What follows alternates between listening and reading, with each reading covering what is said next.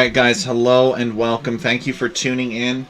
I believe that this is my first stream of the new year. I've been quite busy setting up maps and then not setting up maps and then setting up maps again and then setting up this, my new stream.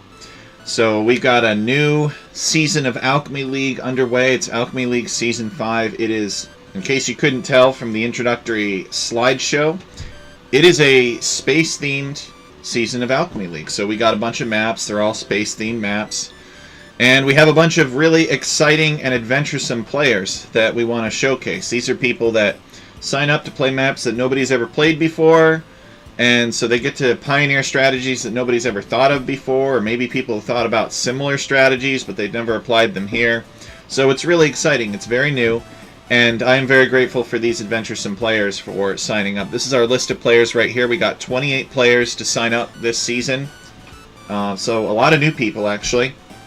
Some people were unable to return from Alchemy League Season 4. And that's just how it goes, right? People have real lives, and it's a big commitment. And sometimes they're available different times of the year. But we're really grateful that these guys have found time, and we got a lot of new faces here. A lot of Italians, actually. Hyder has been recruiting the Italians to come and play in our league. So really grateful for the folks in the community to spread the word so that people can find out about Alchemy League, because I don't really spend any time cozying up to the big personalities. So we got to get our name out in different ways. So really appreciate the community here for supporting us and recruiting their friends, and we'll get to see some of those friends in action, and I'm really looking forward to that. So today, as always, we've got 2 sets to cover. Alchemy League is Play All 2. The maps are pretty crazy, so we don't ask them to sit for a long period of time playing them. Although maybe sometimes the maps go for a while, but it's only 2 games. And we're going to see, for the first set, we're going to see Yo Soy Pacho, this gentleman right here, and we're going to see him play against DJ Sapson. So we're looking at 1634 versus 1741. So that is about typical, I think, of Alchemy League. Is about a 100 elo difference. That's kind of what we're shooting for. We want to challenge people, but we also don't want to give them something completely unreasonable. So we're going to see if Yosoi Paco can take any games off of DJ Sapson here. DJ Sapson has played with us in Alchemy League Season 3 and Season 4. He's a Ukrainian player. And he actually won money last season too, so he rallied. He did very well, or maybe he prepared, or maybe those particular maps were really good for him.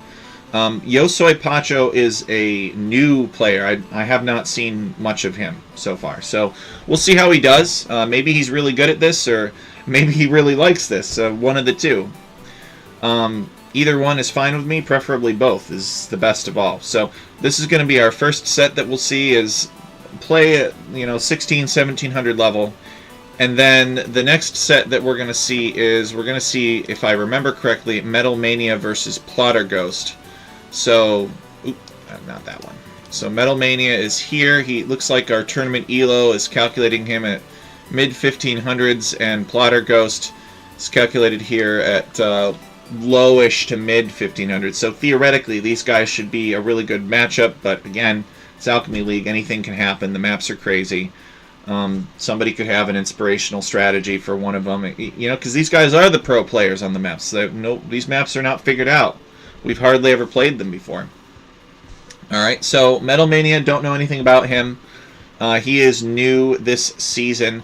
Plotter Ghost is a Dutch player, and he has played with us, let's see, Season 1, Season 2, Season 4, and now Season 5. He was not able to play in Season 3. So he's also been a pretty big supporter of the community. A lot of guys keep coming back. We've got some gluttons for punishment in this list here.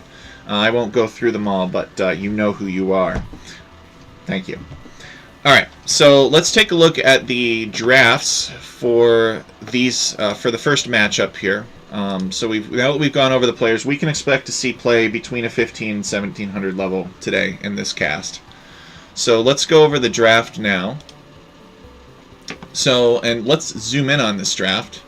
So one of these sets is from the first round, and one of the sets is from the second round. And I try to do it so that I show completely different maps within the same cast. So I'll try to do a different round between the two casts. So the first one is from round 1. These were played a while back. And the map of the round in that case was Syzygy. And then the players take turns discarding maps, and then the remaining map is selected. There's only 2 maps left, and basically this drafting tool picks one of those 2 randomly, and it picked Saturn. You can see that Mars is not listed here because they did not ban it. So Syzygy is the map of the round, so they have to play that. And then they took turns banning these other maps, and then the tool had to pick between Saturn and Mars, and it picked Saturn. So we're going to see a game on Syzygy and a game on Saturn for DJ Sapson and then Yosoi Paco. And then the Civilization draft. Oh, by the way, this was made by Shikso. I know nothing about this, so shout out to Shikso. Thank you for making this. And then this Civilization draft, again, I'm a map making guy background, so I don't know anything about Civilization drafts or anything like that. But he's like, oh yeah, you got to do this, and you got to get the admin bans first, and you give them snipes and stuff. And I'm just like, all right, well, whatever. You know, just tell me what is in keeping with what other tournaments are doing, and we'll do it. That's fine. So Shikso dreamed this up for us, and we've implemented. We're going to try it out and see what people think. So big shout out to Shikso for doing both of these draft links for us. So I guess what happens is there's like 5 admin bans initially, where the tool will just randomly ban 5 civilizations just right off the bat. And then each of the players bans 2 civilizations globally. DJ Sapson hating the mule carts, he bans both Armenians and Georgians, and Yosoi Pacho hating the hybrid civilizations, so he's banning Persians and Italians. And then they pick 1 each, and then another each, and then I think there's a snipe in between, and then they pick 2 more. And these were the civilizations that they ended up. So Saracens, Magyars, Malay for Yosoi Pacho, and Britons, Mongols, and Malians for DJ Sapson. So DJ Sapson sniping, he gets the Korean sniped here. That is unfortunate for him. I'm sure he's seen enough tower rushes in Alchemy League, he wanted to try some out himself. Alright, so now that we've gone over the players, we've gone over the drafts, let's go and watch the games now, and I will comment on them. And let me know if any of the settings are off, because, you know, this is the first video here. If, like, the background music is too loud, let me know. If you can't hear me, let me know. Because I would hate to get halfway through the set and be like, oh, nobody can hear what I'm saying. Why wasn't I just, you know, why was I even talking this whole time? So, first map is on Syzygy, and let's hit play here. So, Syzygy is our answer to Hyper Random. We've got basically 4 planets here. Let me turn off the background noise. Alright, so we got 4 planets here. And they're doing the whole mystical planets aligning thing, and it looks like the players are choosing to build relatively on these sides of them. Now, let me tell you something about this map. Yo, Cookie Pirate, welcome. These planets are completely random. So this could be farmland. This could be like this is some kind of I don't know. This is some kind of like mangrove forest type planet. And this is a savanna planet, but it has very thick baobab forests. And this is some kind of temperate wooded planet over here on the left-hand side. And I really like this location that DJ Sapson has chosen for his town center. He's got lots of wood. He's got boar. He's got gold nearby, although he may not yet know it. Let's see. Actually, he doesn't know about it yet. So I can't give him too much credit then. But at least he's thinking, like, I want my back to the wall. I want a lot of land to expand into. And I really like Yosoi Pacho's location as well. In this case, for some reason, he's called Justinian 4223. Well, you'd have to really dig into Hyper Random, and the author of the Hyper Random map will probably be watching this stream at some point, because we're going to play on a map that he made. What's going on here? Waiting for players. I don't know. Maybe they had a lot of lag while they were playing or something like that. Not sure. Have to ask them. I don't know where Yosoi Pacho is, but DJ Sapson is in Ukraine, so maybe if Yosoi Pacho is in South America or something, it's going to be very laggy for him. Alright, so let's talk about this map a little bit more. So I've pointed out the different biomes here, but there's more biomes that aren't featured. I think there's like 12 different or 15 different biomes. Cookie Pirate can correct me if I'm wrong. He may know exactly how many different biomes there are. Obviously, we can only feature 4 of them at a time. But nevertheless, that's still very random if you've got all those different biomes to choose from in different places. So, hyper random is impressive. So DJ Sapson here, he's got the classic start. We've got these stormy dogs. Oh, we got some conversation here. He says, "Sorry, but bad start is not a reason." Well, boars are not supposed to hit through walls, right? Let me check. It's a DE thing. It happens all the time to everyone. Fine then. You Malay, you get more vills anyway. Oh, okay. So I guess. Oh, I guess Yosoi Pacho lost a villager to a boar somehow, maybe. And we didn't see it. It looks like he does have one eco death here. He may have accidentally clicked the boar. So DJ Sapson is very, very... he's very competitive here. He doesn't want to do a restart because his opponent lost a villager to a boar. 13 or 14 different variations. So these guys are going to be fighting like crazy. Let's see. See if I can close some more of my tabs and minimize resources here. Close Discord. I guess I won't be needing that, huh? Close the snipping tool. Try to close as many programs as possible. This is my first time, you guys, streaming with sort of this type of setup. So if it doesn't work, I'll have to try to simplify things. I don't know. I'll probably maybe won't be able to use Capture Age or something. Not sure yet. Can close GitHub Desktop too. There was one more thing I was going to add, Mel, and there are oysters out here. So in case you get like a version of the planets that does not have good access to gold, you can always collect gold from these oysters. Alchemy League is being, this season of Alchemy League, and maybe future seasons of Alchemy League, they are being played on antiquity mode. So that means that fishing ships can garrison in docks, and they can take from oysters and such.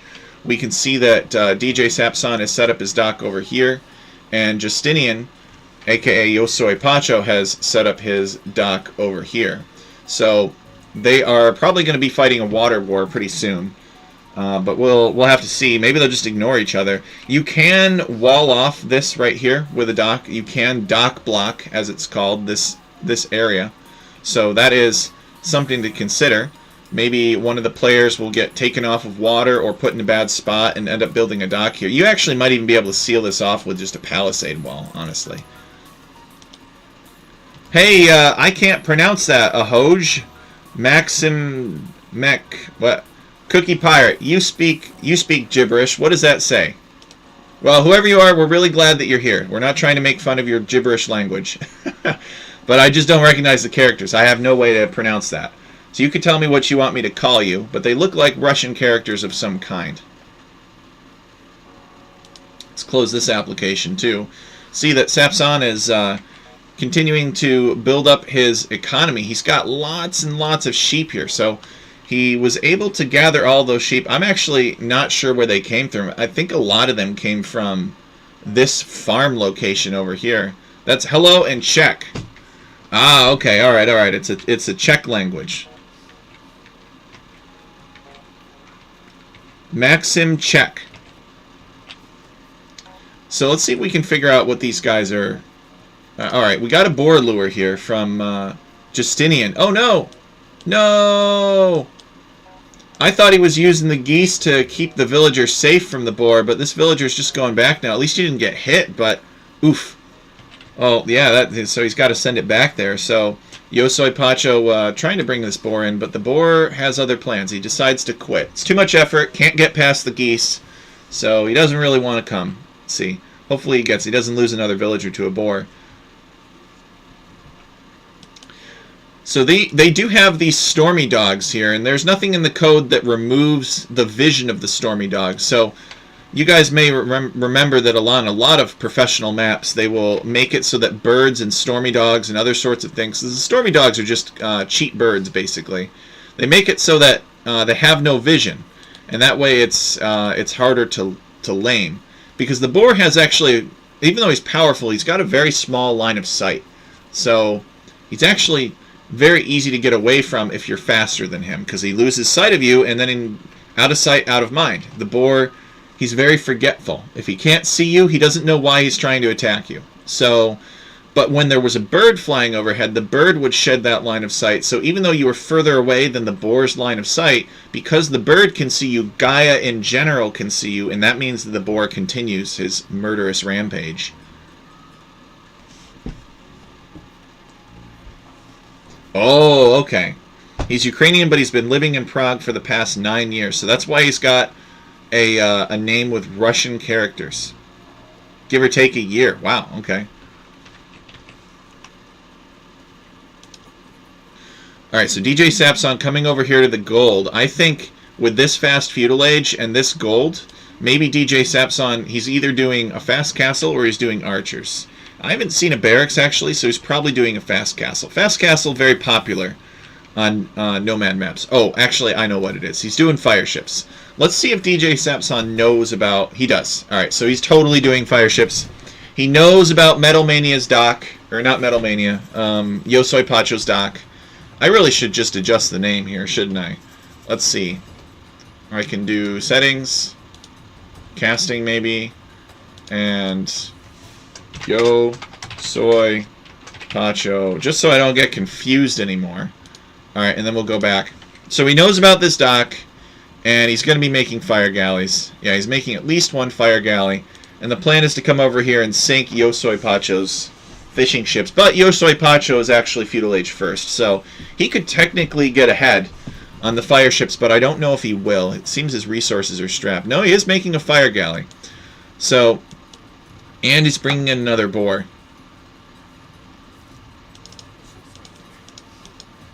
Oh, rhinos are very dangerous. They attack faster than traditional boars, but he manages to get it down without losing another villager.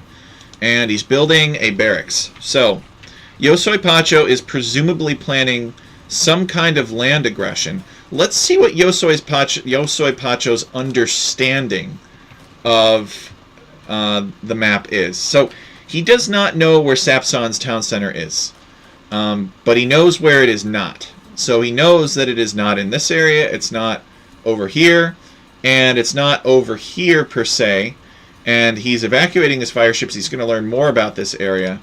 Looks like Sapson has won the fire rush over here, so he's going to bring back his ships, and presumably they're going to be fishing. He's going to build a dock over here, and he's going to start fishing from this location. Cookie Pirate correcting me. He says Ukrainian and Belarusian Cyrillic letters, tech. Oh, all right. And then some Central Asian languages as well under Soviet rule. Yeah, I understand they all have their different versions of it, but the Cyrillic alphabet is the proper description for sure. It's the family, as it's called. So let's see what we got here. We got 2 versus 1. Sapson sending a villager to repair that fire ship, which is smart.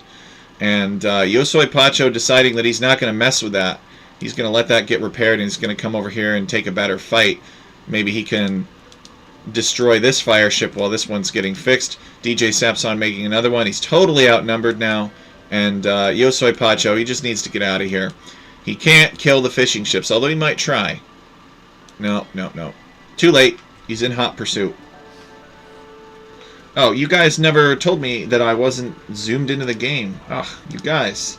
Nobody wants to see me casting the whole time. Alright, here we go. So we got a bigger version of the game. We can see it a little bit better. And it looks like, oh my goodness, what is this? What is this? Yosoi Pacho is ransacking Sapson's livestock. Look at this. Look at this. This is Grand Theft Sheep right here. All of these pigs and turkeys are running away, and what's Sapson doing about it? Maybe he doesn't care. Yeah, okay, he's sending a villager to try to get them back, build a house and block some of them in. But Yosoi Pacho making off with like 10 herdables. That's a big steal. And, of course, Yosoi Pacho also figuring out where Sapson's base is at this point. So Yosoi Pacho has got his spearman fighting that villager, and yeah, he knows Sapson is all over here. He was right here. So, So he makes this barracks, and he made a couple of spearmen, and was the point of that spearman to just explore? Or, like, did he think that Sapson was going... Oh, you know what? I bet he thought that Sapson was going scouts. I bet that's it. Oh, this is definitely a lot better. So, could there be a safe fish boom back here? Well, no, because I don't actually see where Yosoi Pacho's fishing ships actually went. But he is kind of like walling off this side. And you'll notice how he's doing this. He's not like walling up, he's walling across. So he wants to prevent Sapson from coming in here and docking this. He wants Sapson to have to walk past his town center if he wants to dock this area over here. But I don't see where Yosoi Pacho is... Yeah, he's completely off water. Sapson is... He's still kind of keeping Sapson busy. Sapson will burn this dock, but if I were Yosoi Pacho, I would like build like 6 stone walls right here and just not have to worry about it, right? Make Sapson walk all the way around. Sapson is going up to the castle age. He's almost there. He's just reached the castle age. He's getting fletching, and he will probably, well, probably go archers here, or maybe cavalry archers. Here's the range. Let's see what he does. So, Maxim Check says, we played one practice game on this map with DJ Sapson. I think it was the closest I ever came to beating him, or at least making him break a light sweat. Ah, okay, so Sapson does not like this map then. Sapson is, this map is not Sapson's cup of tea. That's interesting information. Maybe Sapson, he just goes crazy over winning water. Look at this. He's got 4 fire ships here, and he's, I don't know. I guess he's sort of fishing. Is he going for the oysters with the fishing ships? No, he's going for the food.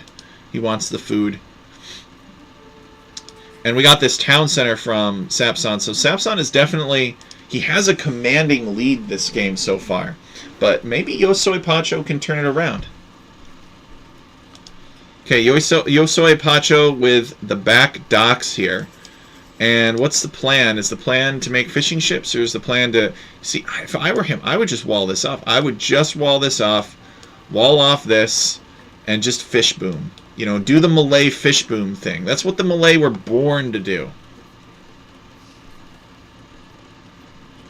Oh, he TC'd the same general area. Okay, so he's been practicing a strategy. And Yosoi Pacho kind of knowing, you know, you sort of want to advance into the center. And that's what he's doing. Taking up map control. These cav archers are coming out. But he's going to get the town center up in time. Just loses 1 villager. And 1 cav archer goes down. Another cav archer goes down. So it was a good trade. I don't know how great of a trade that was, actually. But it was a redeeming trade. It was an avenging arrow. Yosoi Pacho, He's not on gold there. Where's his gold? Oh, he actually kind of quick-walled that cav archer, and that was pretty impressive. Now, I think on this map you should go for relics. Hyder was doing a cast earlier, and I completely agree with him. There's not a lot of gold. You want to try to pick up the relics, especially uh-oh, what is this? This is another town center. This is kind of an aggressive town center. Yosoi Pacho with an appropriate response here, building a siege workshop. He is not on gold, but maybe he will take the oysters. He's taking the fish meat right now. No oysters. And, you know, DJ Sapson could just come around and kill this, and then Yosoi Pacho would have to invest over here too. I really don't know why he isn't walling this off.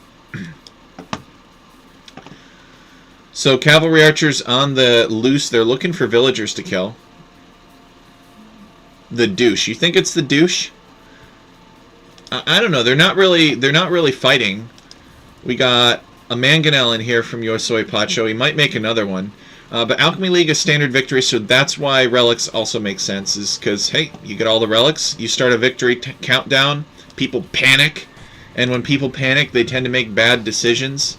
And when people make bad decisions, you win. So you may not win from the relic countdown, but you may get a relic countdown and then win for other reasons. As Cav Archer gets a fistful of rocks dumped over his head. So Sapson, he's definitely in the driver's seat. What is this, though? We've got random spearmen fighting villagers. What's this? We got another random spearman. So it looks like Yosoi Pacho has a good understanding of where Sapson is taking resources, but he doesn't really have the means to threaten it so much right now. Sapson would love to take this stone. He wants to build a castle probably and go Mangadai, but there's not a lot of stone on this generation of the map, actually.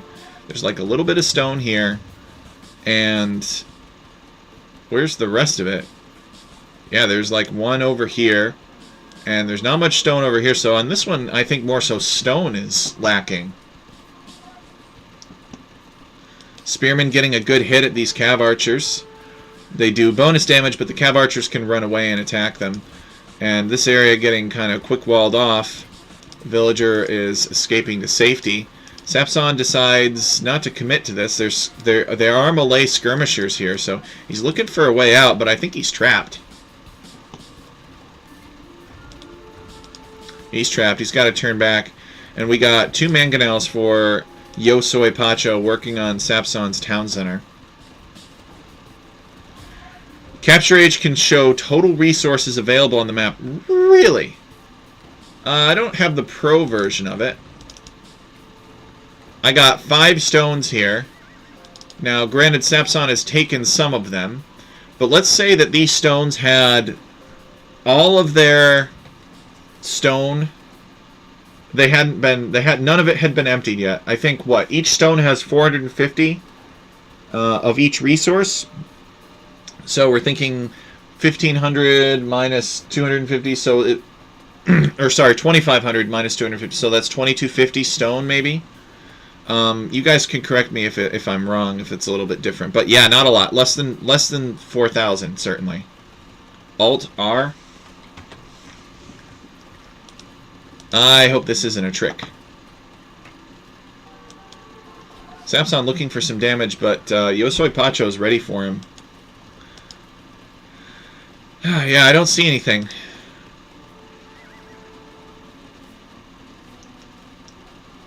Toggle visibility of resources left panel.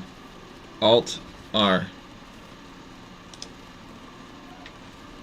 Yeah, I don't see anything.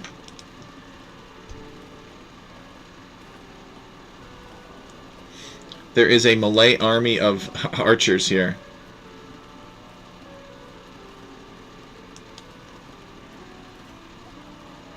Couple of skirmishers hanging back, but what I want to see is when is... Oh, it looks like we had ourselves a mangonel battle. Yosoi Pacho's town center has got more health than Sapson's. Gonna try to get a snipe and succeeds. I think this town center is gonna go down. What is this? Oysters? That's so funny. What are oysters doing on the land terrain? That's not where oysters go. Sapson does not get the shot off. That is unfortunate for Sapson. I don't know if it requires Capture Age Pro. That would be my assumption. So I actually really like Pacho's civilization. I think it's a big advantage over Mongols. I think Mongols kind of struggle against large numbers of crossbows, and especially arbalisters.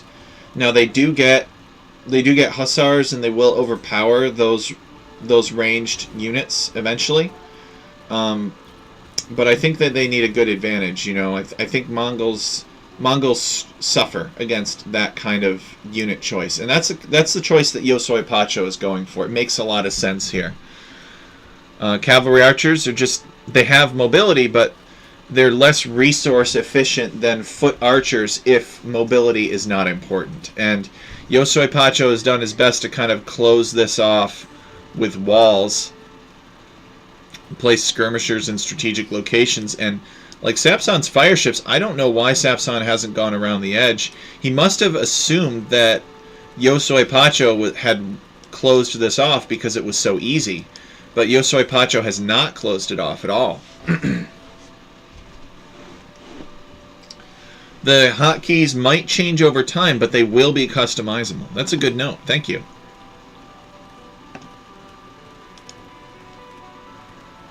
So Yosoi Pacho has sort of taken a score lead here. I think it's because Sapson's aggression was not successful. He had the town center drop and he had cav archers. But neither one, Cav Archers are not really a great support unit for a castle town center drop, I think. I would think you would want more knights and monks and mangonels and that sort of thing. And Yosoi Pacho is making the exact units to counter everything that Sapson wants to do. So what's Sapson's plan going to be? He has a stable back here. I haven't seen that before. He's building more houses. That's always a good plan, to not get housed.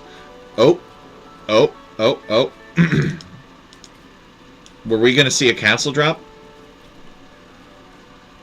No, it looks like Sapson is changing his mind. He's headed back here. But he could really use a castle right now.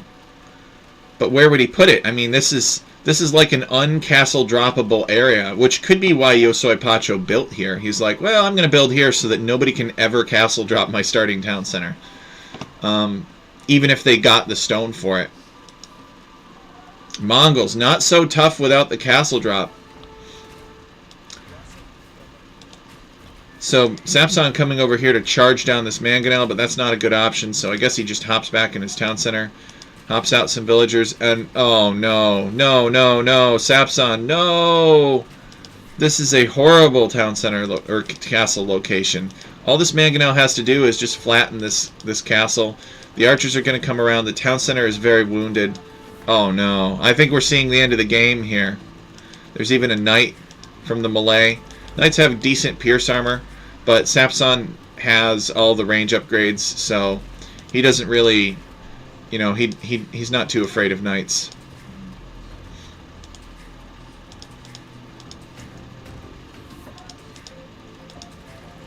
It looks like Sapson is going to spend some time getting his town center fixed up. I'm not sure why Yosoi Pacho is letting this go up. Like, why not camp your archers, like, right here? He's got another mangonel coming in. And he flattens some villagers with that one and that one. All he's got to do is attack ground right here. And here and here. And use the knight to keep the mangonels away. Oh! Sapson getting a mangonel snipe. That's good for him. Castle is attempting... Sapson is still attempting this castle. This is a ridiculous castle. Really, castle drops in general in Age of Empires are very ridiculous.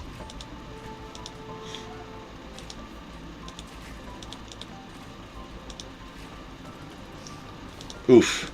Castle should have never gone up. That was just a completely ridiculous castle. He deserved every villager death. I love DJ Sapson, but this castle was ridiculous. And but it did cost him. But still, you should not be able to build under a mangonel like that. Just like, come on. Even though you got a town center there. Just like, oh yeah, you know, we're just going to build the biggest fortification in the Middle Ages that anybody could possibly build. And we're going to build it right underneath your army. Hope you don't mind. So, Yosoi is he's gonna take these fruit bushes. How's everybody's gold doing? DJ Sapson is not on gold at all. Does he know about this gold here? That would be very tragic if he did not know. He needs that gold. Yeah, he knows about it. Alright, well, so he has no excuse. Yeah, he knows all about these golds here. He could be taking gold. Well, maybe not this one. But this one back here is... These two are both safe. Looks like he's gotten a relic. So... Yeah, the castle did go up. I can't believe it. And he's got some Mangudai now. Mangudai are like cavalry archers, but better. They fire faster. I think they have a little bit more attack, or they're a little bit more powerful in some way. Especially when upgraded. Yosoi Pacho, he's going to expand out here and build on this farmland. He's going to enjoy some of these pigs.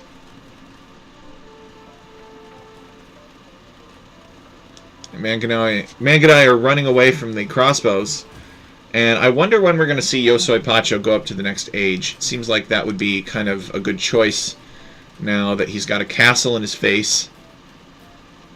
Could give him the options to remove castles. There aren't a lot of good options to remove castles in the Castle Age. I mean, it is possible, but it's very hard. In the Imperial Age, it's quite easy.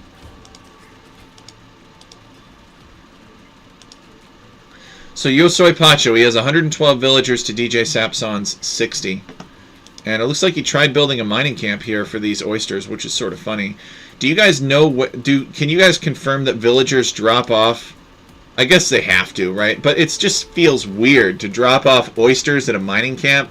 I could understand dropping off oysters at a dock, but at a mining camp, that's just ridiculous.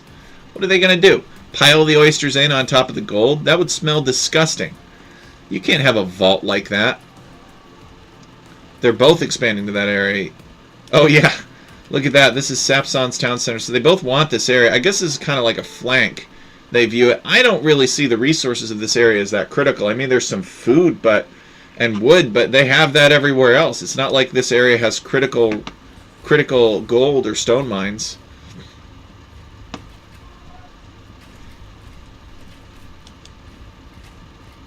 But Yosoi Pacho he's survived. He survived Sapson's pressure. Sapson pressuring him, and this is a 100 elo difference, so you know, good on him for making it this long. Does that mean that he's going to continue to survive Sapson's pressure? I don't know. It looks like it's pretty promising. He's got twice the villagers.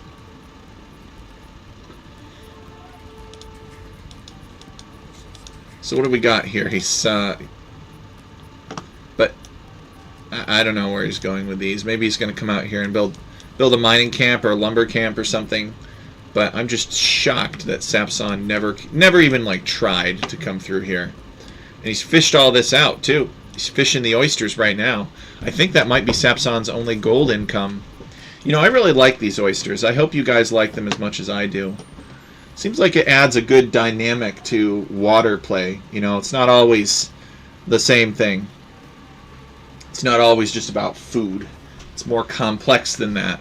Different types of economic gain. By the way, guys, how are the sounds for this stream? Are they okay, or is the background music too loud? It's like Sapson is not going to be able to keep this town center up. He's only got one villager here and a bunch of pigs, but the pigs aren't going to help. Pigs are just going to surrender. Yosoi Pacho is getting thumb ring now. He's going to lose his stable, though, but he doesn't really care about that. Malay don't like stables. They can sometimes do the elephant thing, but he's pretty heavily invested in archers, so that's the route that he's going to go. These archers are coming around looking for some damage. Now, Sapson, here's the thing about Sapson. He does not like to surrender. Sapson likes to play it out and see how his opponent closes out a game. Learn as much information about your opponent as possible, because there's a chance that they'll meet again in the league, maybe next sprint. So, doesn't really make any sense to give up early. So we're looking at it and we're like, well, you know, Sapson's really far behind, but maybe his opponent can make a mistake. Oh, those Mangonels actually did more damage to the knight than the Mangonai. That's funny. But they need to get out of here because there's crossbows and more Mangonels, so Yosoi Pacho getting the one cavalry armor upgrade that Malay get. Background is even a little quiet. Oh, okay. And now he's advancing to the Imperial Age. Well, I'll check out the recording afterward, and we'll see. Maybe I'll adjust it if it's okay.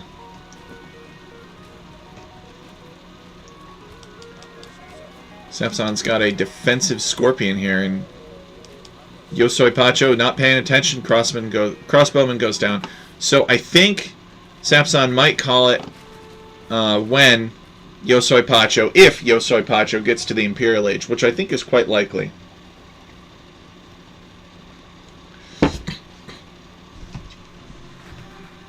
Nope, he calls it beforehand. GG, well played.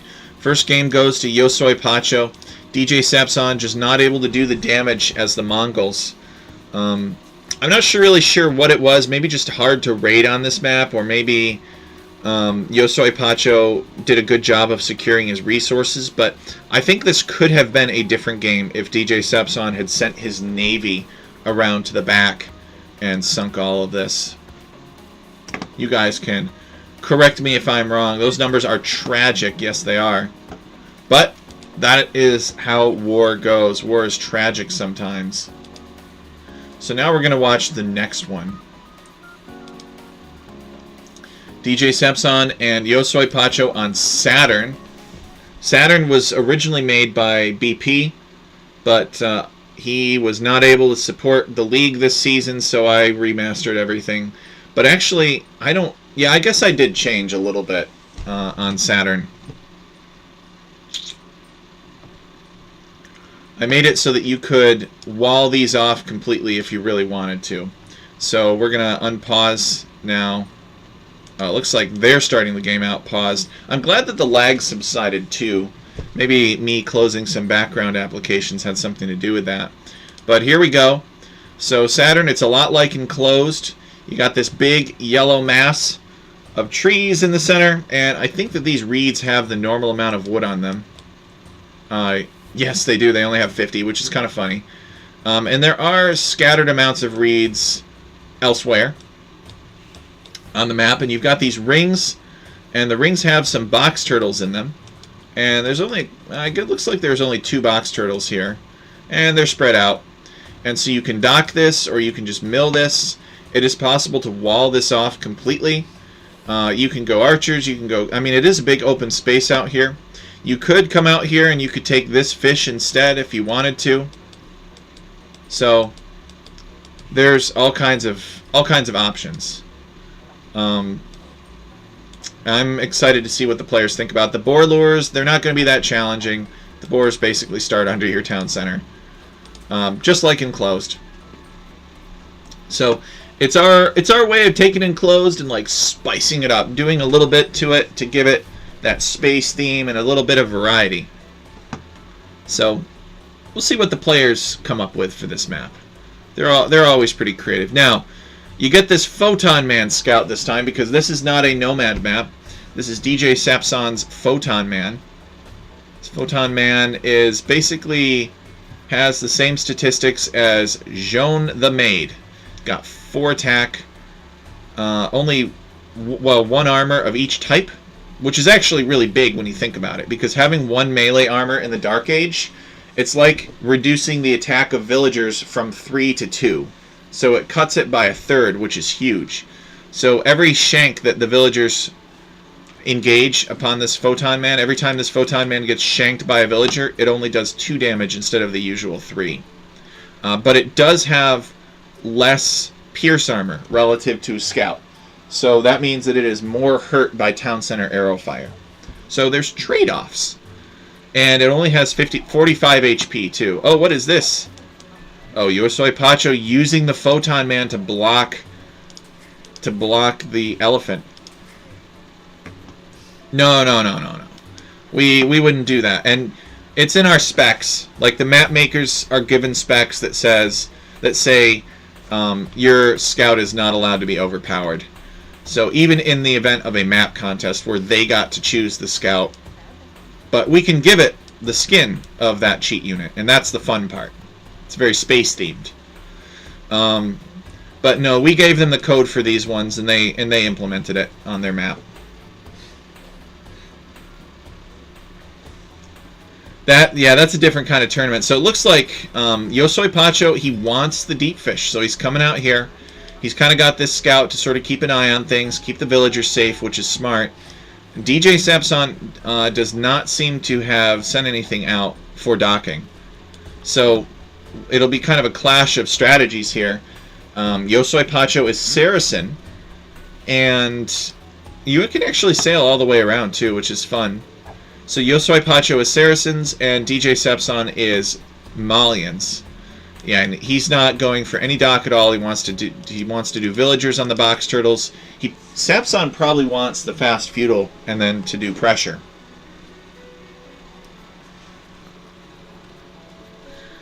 So Max is saying, now that I think about it, it would be cool if they incorporated Saturn's hexagonal polar storm into the map. Well, I don't know anything about Saturn's hexagonal polar storm, but I do know that Jupiter has a great red spot, and that is incorporated in that map. And by the way, Max, when you say they, you basically just mean me.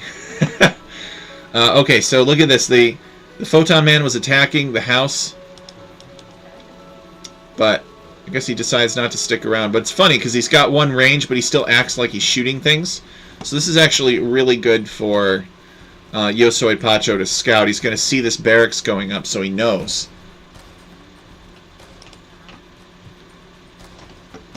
But yeah, I don't know how we could have done that. Maybe I guess maybe it would have been possible to have something like that here. Could be tricky to implement, though. But you can see the rate at which these guys are chopping through. This is pretty fast here. Now, DJ Sapson is going to be up first. He's on gold, so maybe it'll be archers, actually. He's got 3 on gold. Nope, it's going to be man-at-arms, I think. So, 3 militia. Can Photon Man shoot over the palisade wall? Nope, he cannot. He is a melee unit only. His gun...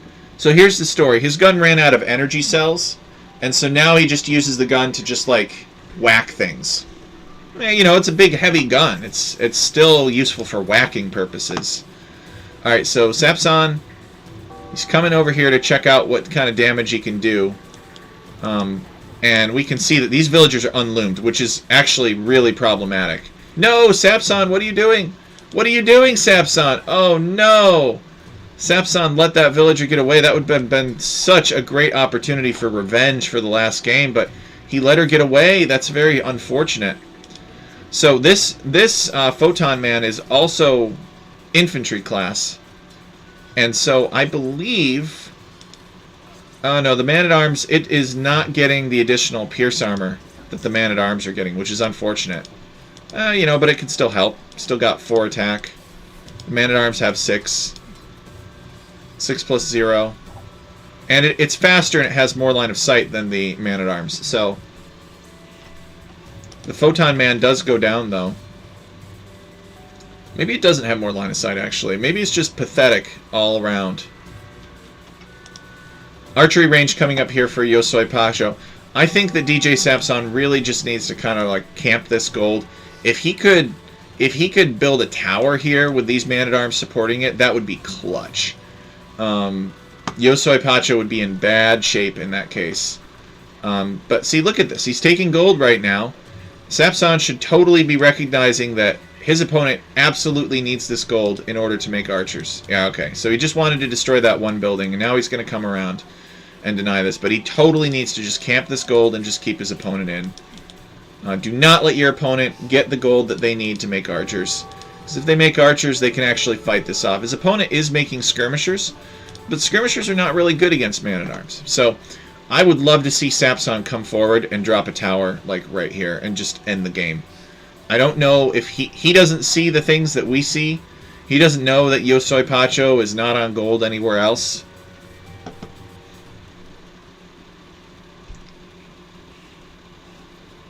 Yeah, it's true. We did the storms on Neptune. We did the storm on Jupiter, but we didn't really do a storm on Saturn. It would have been fun to do like one elevation generation on Saturn or something like that. Just one clump and then replace those trees with like pine trees or something. That could have been interesting. But Sapson turning back, he's been turned away by 4 skirmishers. And he's afraid of Sapson towering this instead. I think he would have gotten more value out of towering this gold, but it was risky too.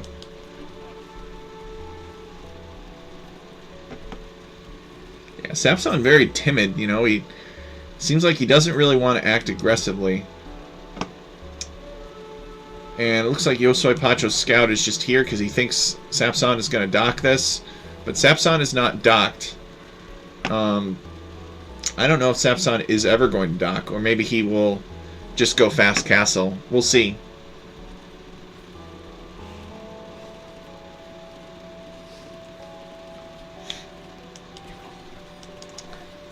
Man-at-arms coming in to fight the skirmishers now that there's some backing from the archers.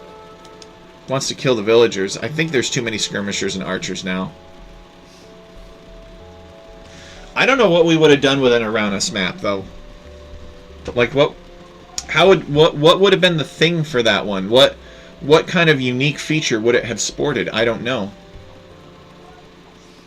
I mean, it's a good idea, but I don't know. Maybe there could be something appropriate with it. I mean, Uranus as a planet does have the unique feature that it rotates. What is it? It's not retrograde orbit, but its axis is significantly tipped away from its rotation, or away from its revolutionary axis. So You know, it basically rotates top to bottom instead of side to side. So these are Saracen archers, and we have to bear that in mind. These things are devastating against buildings, so Sapson needs to be careful. A single thin outer ring may be loaded with resources, whereas the planet could have remained barren. Maybe. It's colder than Pluto? How is that even possible? Pluto is so much further away. I don't know that anything is colder than Pluto.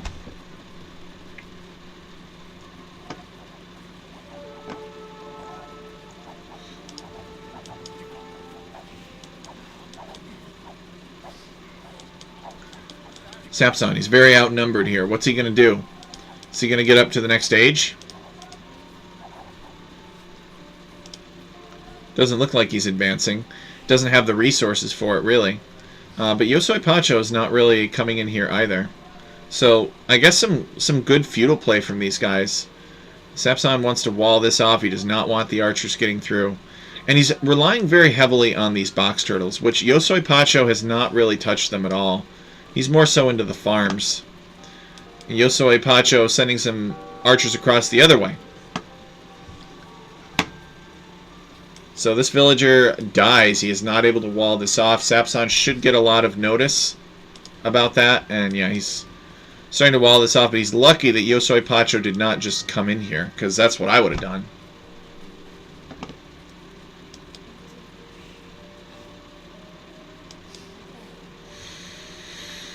Wheelbarrow coming in for Sapson. I think that's an interesting choice. He doesn't have the farms for it, really. The wheelbarrow is just to help the villagers escape things. And there are archers coming in this way, but they're not pathing to where Sapson's villagers are. So that's... Oh. Now they're on a direct course. Sapson, you need to get out of here. He's attacked. Is he responding? Yeah, he responds in time. He might lose a villager, though. Wow, that's very lucky. He did not lose that villager. Is he going to lose this lady?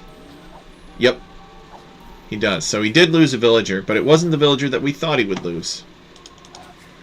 So the villagers come into the town center, and they're going to chop this wood instead. And Yosoi Pacho sells his stone and clicks up. He's Saracens, after all. Saracens get better market deals. Maybe that's why Sapson didn't invest very much in denying this goal, is because he figured his opponent was Saracens, and that the market was really cheap, and it wouldn't be very damaging. It'd be less worthwhile than normal. That could be the reason why. So Sapson with a skirmisher raid coming around. Can't really do much with them. I guess he could sort of camp them here, but there is a hill. So can't really hurt his opponent too much. He's also chasing off Yosoi Pacho's archers. So both players are on their way up to the Castle Age, actually around the same time, which is impressive. They've each killed 2 of their opponent's economy, and they seem content to just kind of chill and fish boom in the corners.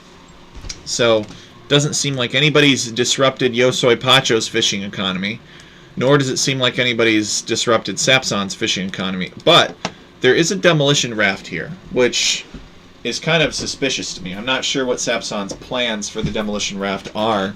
Maybe he is hoping that he can blow up some villagers out here. I would expect that he would build a dock in here, and then build a demolition raft and come around and try to blow up villagers that were taking box turtles. That would be pretty amazing. I mean, it'd be very frustrating if you were the one that happened to, but uh-oh. Light cav here for Sapson. He's got to get out. Yeah, he sees him. He's like, yeah, I can't fight that. And I don't think he can get away either. Yeah, he just forgets about it. It's not even worth his time. Those skirmishers are dead. House coming up. No mining camp at all. Sapson recovering some stone. He's going to build his... Alright, he's building his mining camp now, and he's making a camel. So the camel will help keep these scouts off of his economy. And Sapson, I don't see another town center yet. I haven't seen one from Yosoi Pacho either. So, it's no town center investment. They both are determined that is a bad idea. They need the resources to make military. Wonder if Sapsan will go for another castle. There's a lot of archers here, though, so he's in trouble. He needs to evacuate this. These archers will just tear through everything he has. He cannot stay here. He's got to get away. He's got to build a town center somewhere on some safe resources. I guess right there for now. But these oh, I see. It's a trap. He wanted the crossbowmen to come through here so that the demolition raft would blow them up, but the crossbowmen do not. And the Sapsons... Oh no, Sapson, no! Oh boy. So these villagers, how many of them are there? There's 8 villagers in here, and they're trapped. They're trapped. They cannot get out. Where's the transport ship when you need it? Oh, poor Sapson. Oof, that is brutal. He did not get out in time. They all died. That's a big hit right there. Sapson's villager count goes from 43 to 35. I mean, he was behind, but now he's pretty behind. Yosoi Pacho's military is just overwhelming, and I guess it's light cav with some crossbowman support, but you know, in theory, I think Sapson's got some decent unit choices, but he's just not able to avoid being damaged. An added town center here for Yosoi Pacho. Sapson building another lumber camp. Refreshing the lumber camp. Doesn't really want to chop through here. I wouldn't blame him. I mean, it's like kicking the hornet's nest. And Yosoi Pacho has cleared villagers out from this area. Sapson does... Oh, he's got some monks. He's got some monks.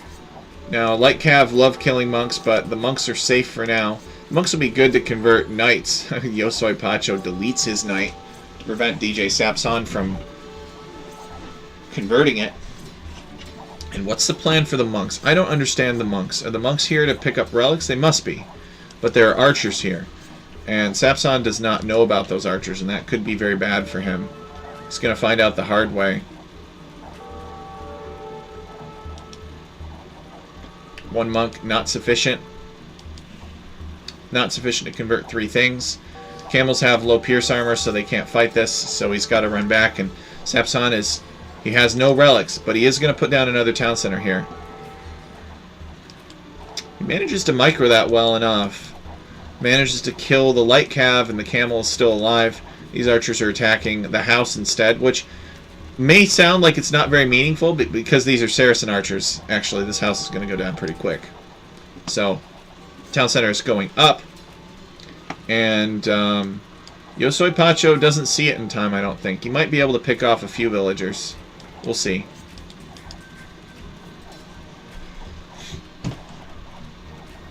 Town center goes up, garrisoned. Crossbowmen are going to go down. I really think that that Yosoi Pacho just needs to like make 2 archery ranges, or maybe 3 archery ranges up front, and just make a ton of archers, and just like burn everything, because he could totally take a fight with this town center. I mean, he'd have to stand out of range, but he could like, he's at the point now where I think he's got enough military.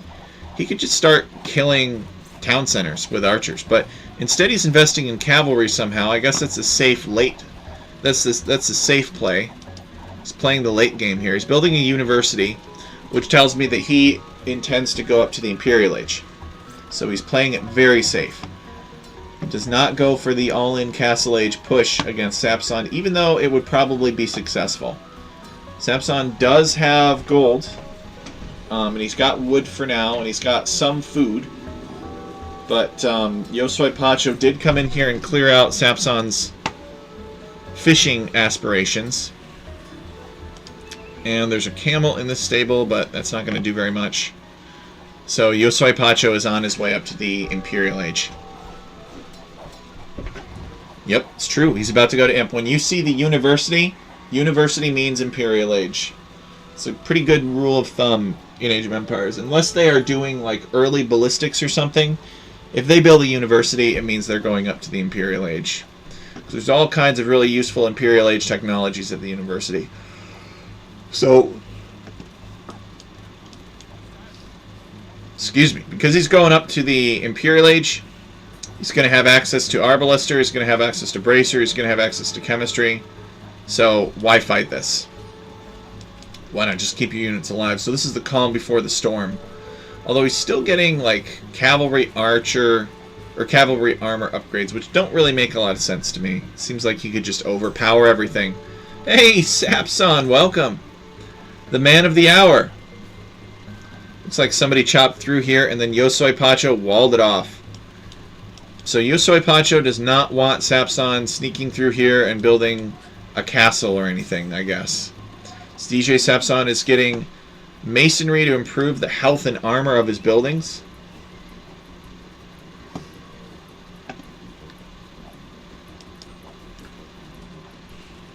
A couple of mangonels rolling forward.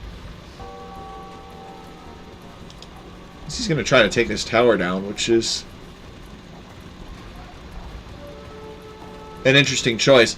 I think it'd be worth it to delete this wall so that this other mangonel could roll forward and help out. Uh-oh. No, repair. She needs to repair.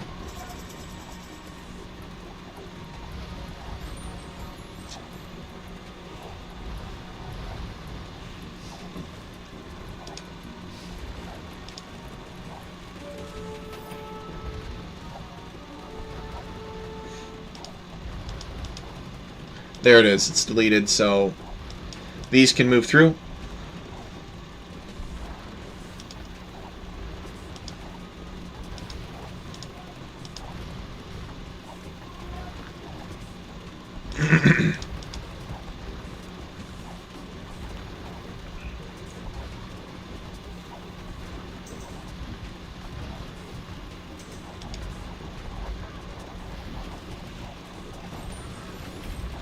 Archers are moving into position. Mangonel goes down. Guard tower will probably go down. Light cav are coming in.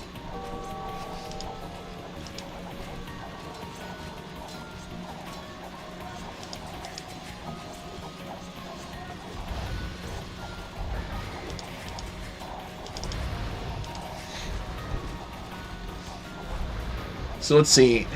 Sapson does not have a lot of economy back here to raid, but these will still be quite annoying.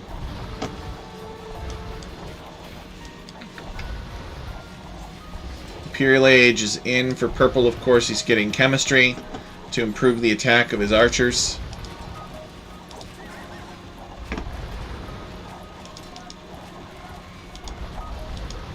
Needs Arbalister as well, but I don't think he'll get that. I think it's Sapson is at the end of his rope here. Sapson never really invested much in fishing toward the beginning, the way that Purple did. And Sapson calls the GG. So I think these were some pretty good games here, but Yosoi Pacho with a decisive upset against DJ Sapson. There are some concerns that Yosoi Pacho is higher elo than his tournament elo calculated, but you know, I don't really know what else we could do. We have our computer system. Sapson, actually Sapson knows how it works better than pretty much anybody. So if there are improvements to be made to help calculate people's skill level more accurately, Sapson is even more motivated now to figure out what they are.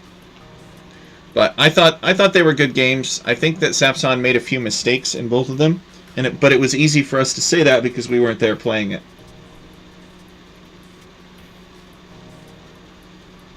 Are you having difficulty getting through to the AOE2.GG team? Alright, so now we're going to take a look at the next set.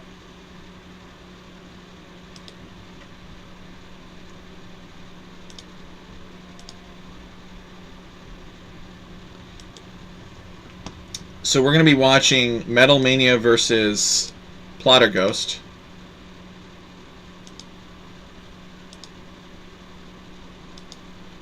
So, let me go back to the home screen here.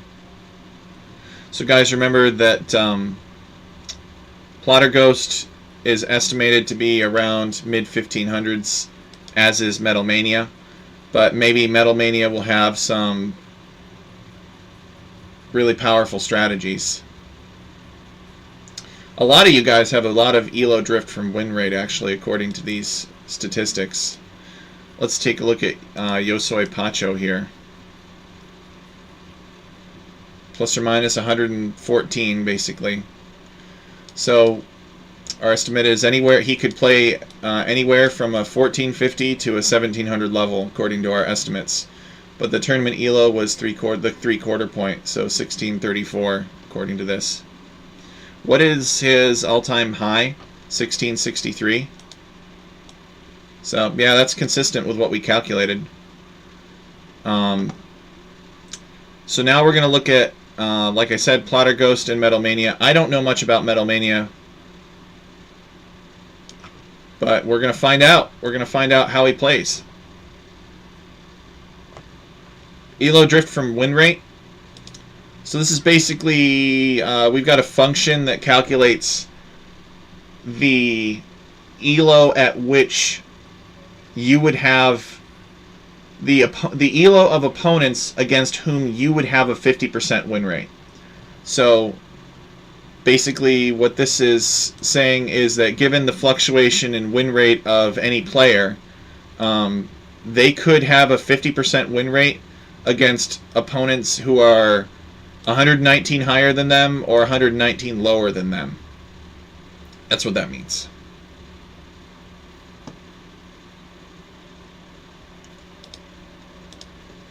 Alright, so let me go and share the links. Let's see here.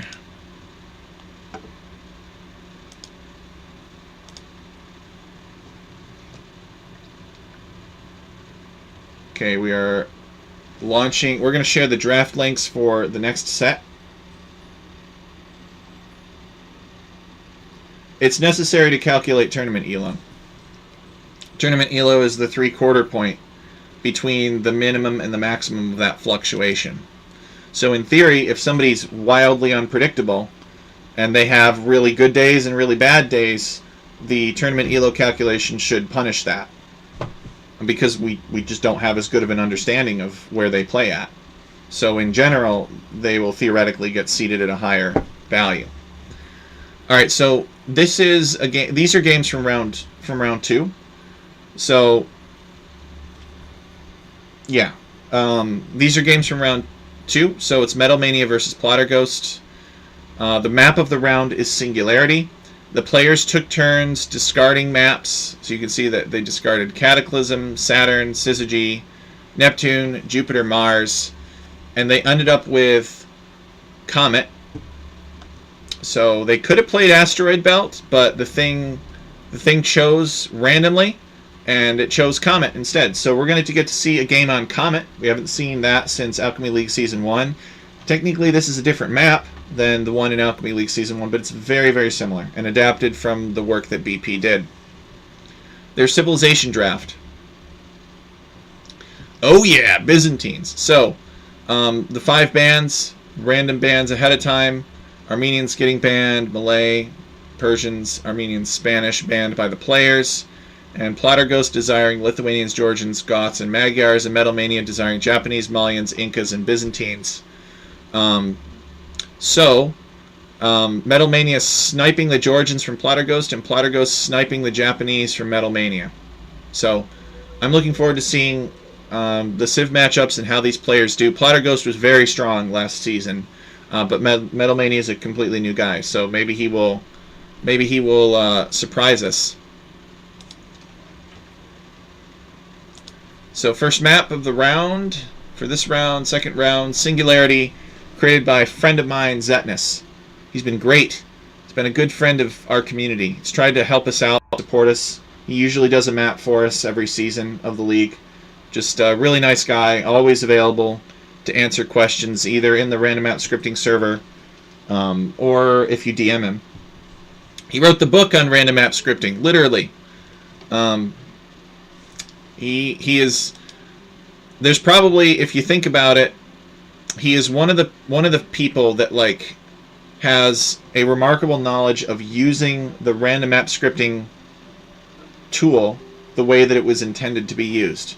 So, you know, we there are a lot of really good map makers out there. Zetnus is not the only one, but a lot of those map makers will like break the rules or like bend the rules. They'll use external compilers and they'll make like all kinds of different features, but for the most part, Zetnus uses classical methods and old school techniques and feels for his maps. So like these huge wood lines, for example, are a pretty big Zetnus trademark. He did use Madlands to generate this outside border. So he will still use like modern techniques, but he has an unparalleled wisdom about using the random map scripting engine with all of the different features in the way that it was intended. And he'll also, because of that knowledge, he'll be able to like pick out weird quirks that you can do. Like he had this weird quirk that he exploited for Alchemy League Season 4 to make a boomerang-shaped Chandalar Lake map. So he's still, it's not like he's not creative. He's very creative, but he's old school, which is cool. So he worked very hard on getting these player starts to be randomized here, and so your opponent can pretty much start anywhere in here, and it works for all map sizes too, even though Alchemy League is just 1v1. So in the gray at about 5 o'clock we have Metal Mania playing as the Malians, and at 11 o'clock we have Plotter Ghost playing as the yellow Lithuanian. So let's talk about this map. This map obviously represents black holes. You guys remember black holes? They were very popularized by Stephen Hawking. Everybody wanted to talk about the massive gravity on the black holes and how time stood still at the center of them because not even light could escape a black hole. A singularity, they call it, a point of infinite density. I don't understand any of that, really. But apparently there's like a black hole at the center of every galaxy, and all of the stars in the galaxy are falling at all times toward that black hole. And the only reason they don't fall into the center of the black hole is because they're also orbiting the black hole, and they're moving away from it at the same speed that they're falling. So we got these columnar forests here. So these are actually trees. They are trees that look like ruins, and that will help us give it this a space feel.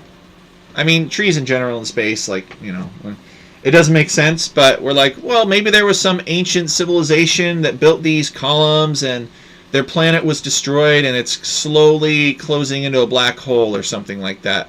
So this Stormy Dog is affected by the black hole too. See how he slowed down as he got closer to the black hole? That would actually be really cool.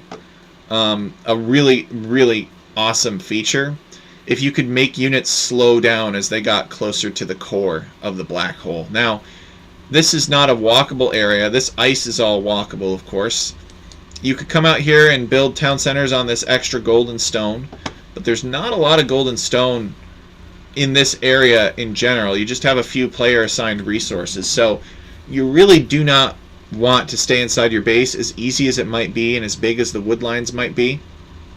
You want to get out here and take this, but you have to be careful because your opponent can build a dock and they can build demo ships, or they could build ships to come and attack you out here. So you need to be careful.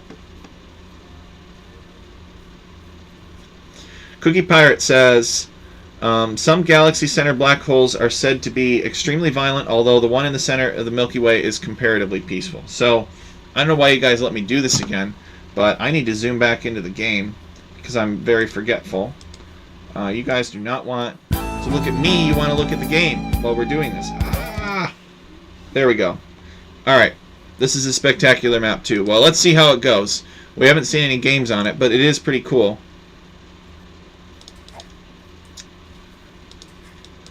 Bringing in his board, just some standard stuff.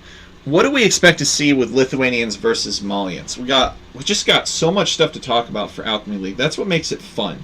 We got the maps, we got the new players, and we got the civilizations. It's like I always forget to talk about the civilizations because there's so much going on with the map, but let's think about how these civilizations could go here.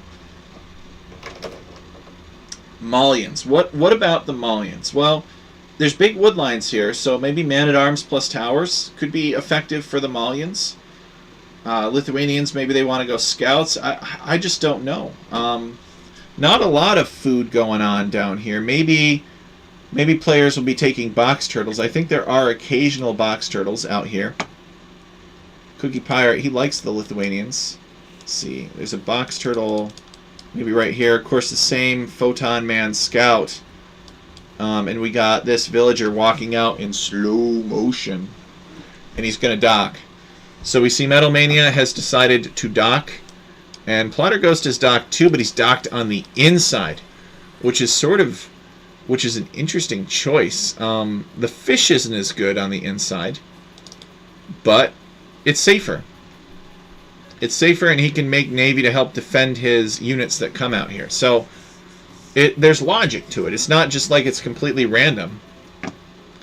Oh no, it is completely random. Plotter Ghost not realizing that he can't traverse this ice.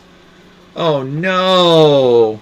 Did you see that? The fishing ship tried to get out here and could not sail across the ice. That is very unfortunate. And I think that it specifies in the component spec that ice is not navigable. We could go and check later. But that's why we do component specs, so that kind of stuff can be spelled out. Let me see if I can pull up the website actually and see if that is even defined.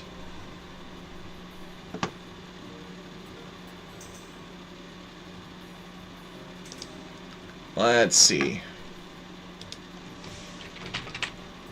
GitHub.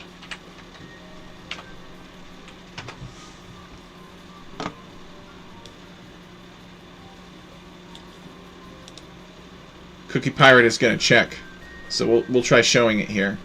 But that's very tragic. Alchemy League is very competitive. A mistake like that could cost you the game. You know, like it's very easy, and there are not a lot of games. So let's look at published specifications.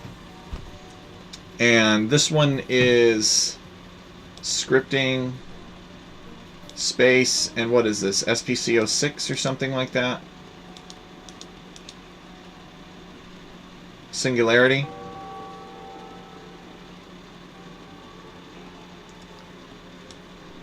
See what the players are doing. No, that's Saturn.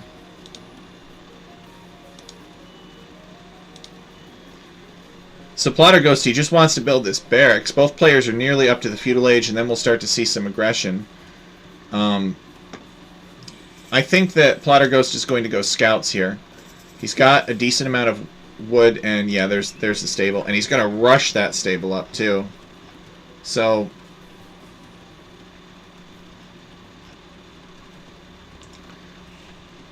if we just pause this real quick, sorry guys, I'm gonna pause this real quick, and we're gonna look at the component spec for Singularity, and it looks like we break it into different zones, and it's not the hole, it's not space, it's not the bar, it's not the beaches. It is the rim, I think. Any area not contained in the above described zone, so it's not the player lands either. Typically darker teal colored. So, like this area right here is the rim. So, if we go and we look at what the terrain of the rim is supposed to be like, let's see if it specifies. No. Doesn't say. The rim shall consist of mangrove shallows masked with snow or ice, allowing the navigation of ships, walkability of units, and construction of buildings. So maybe I misunderstand that. Maybe it's the beaches. Any azure area not in the bar. Oh yeah, it is. It is the beaches. Yes. Because this is the azure area, and it's not in the bar, so these are the beaches. It's because they're kind of both azure, right? So let's see what it says for the beaches. Beaches shall consist of ice terrain. The beaches bordering land terrain. Beach terrain bordering land shall be navigable by ships and wallable. Beach terrain bordering water shall be non-navigable by ships and non-wallable. Yep, so there it is. So this is part of the beach terrain. It doesn't border land like it does over here. So therefore, because it does not border this land, it is non-navigable. So we do call it out. But maybe I could have thought of a way to word it a little bit more precisely. So anyway, so there you go. Now you know. If he had read that and thought about it, he would have known. So whenever I see stuff like that, I always question, did I give the players a heads up about what that would be like? Because, I look at it as it's reasonable for them to bring up the map and do a few generations in the scenario editor and see all the details, but to actually start it up and make units and like test it around and see what can walk on where, I find that unreasonable preparation. So if there is information that they would gain from doing that, from actually launching the game and making some units and walking around and seeing where things can go, I feel like that's important to call out in advance. So Barracks here for Metal Mania, although he does not appear to have a military made from it. Plotter Ghost has built a stable. Are we going to see some scouts?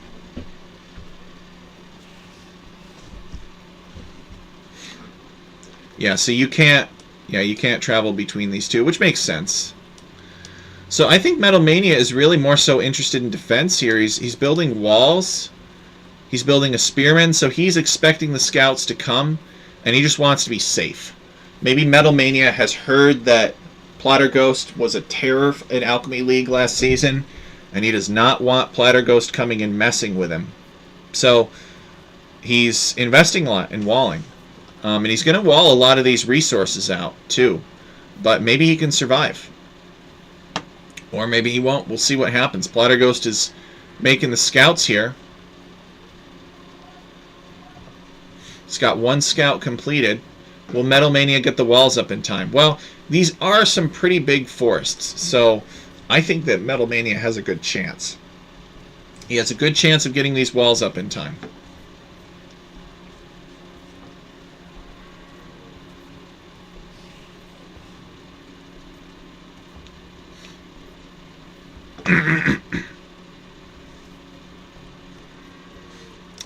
Stormy Dogs. We got Stormy Dogs for all of our maps, you guys. I mean, don't you just think space when you see this Stormy Dog? I don't know. Just like no other bird seemed reasonable, so we were like, let's use the Stormy Dogs. So Plotter Ghost is waiting until he gets enough scouts, and that could be a good idea or it could be a mistake. Like 2 scouts could prevent this from getting walled off, but there's also a spearman here. So maybe Plotter Ghost doesn't get in. Maybe his opponent is not being greedy. His opponent is not coming out here to take resources. His opponent has docked and has some fishing ships. But scouts can't really mess with this. So I don't know that Plotter Ghost is really going to get much value out of these scouts. He's going to try to slip in now. He's got 3 scouts. Is he making more? He is not making more. Does Metal Mania see these scouts coming? No. But he's very lucky. He's just barely going to get these up in time. Here come the scouts. Yep. And so now he's completely walled. Metal Mania has smartly walled in advance. But he's on a timer. He needs to get up to the next stage. He needs to secure additional resources before Plotter Ghost can box him in. He's building himself a gate here so that the spearmen can go outside and attack the scouts if they attack his buildings. And I think that they will attack his buildings. They might go for this house. Got a couple of spearmen, actually.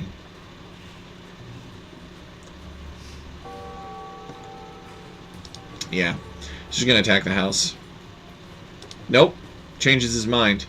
Says maybe there's some villagers out here taking shorefish. So he's going to go have a look.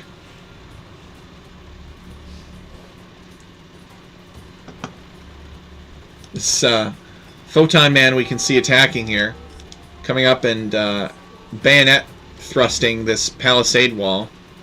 Slowly going down. Scouts are trying to get in on this one. But Metal Mania, he's paying attention. Walls that off. He's going to build an additional house. And Plotterghost doesn't have much luck here. Now, the good news for Plotterghost is that Scout's economy is really good. Oh, okay, he's just going to destroy the dock. That's actually really smart. It's probably the best thing that he could do is destroy this dock. It's like killing 5 villagers temporarily. And in order for Metal Mania to do anything about this, he has to send another villager out here. And he doesn't... I guess he's got a few spearmen, he could try it. But depending on how the micro goes, it may not work.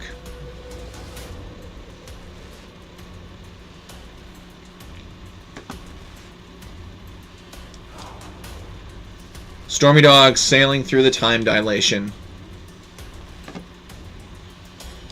Alright, here come some villagers. What's this? What is the plan for this? It takes so long to kill a building, says DJ Sapson. He is lamenting. Not if you have Saracen archers. And he can defend with 1 to 2 spears. It's true. Oh, you're talking about killing this dock here. Actually, Metal Mania has chosen to defend with a galley. So this photon woman needs to get out of here. What is this, though? Is Metal Mania just docking this other corner now? He's like, I'm kind of running out of food over here. Where are these villagers going? And where are Plotterghost's scouts? Feels like Plotterghost should try to scout this. Oh, maybe it was an automated thing and he sent 3 villagers instead. This lady's going to come out. Is this a repair lady? I'm not sure what this is. Here she comes. So Plotterghost, having the resources, is actually first to click up to the Castle Age. Actually, he spent the resources. And yep, there it is. So Metal Mania has not clicked up yet. I'm not sure what it is. Maybe Metal Mania has invested a lot in making defense. Well, I don't know. I mean, these walls are a big investment. So maybe it's just as simple as that. He built these walls, and now he's behind going up to the Castle Age. So perhaps Plotterghost can finish off Metal Mania in the Castle Age with some knights and some monks and some siege weapons. These are generally popular choices for the Lithuanians.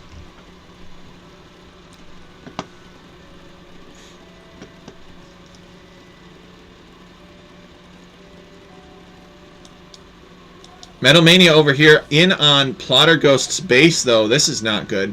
Metal Mania did a better job of walling up than Plotterghost. I don't think Plotterghost is going to get this house up in time. He's going to try.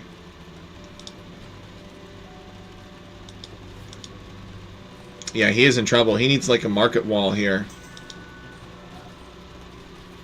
This house is going to go down. And this isn't enough. This is not enough. These archers are just going to break this down, and then they're going to come through here.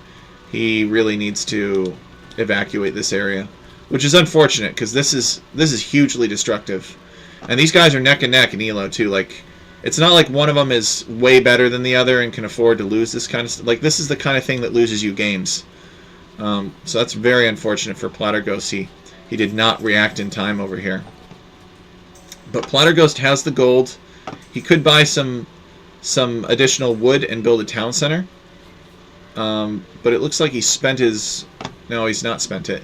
He's using his gold to make knights.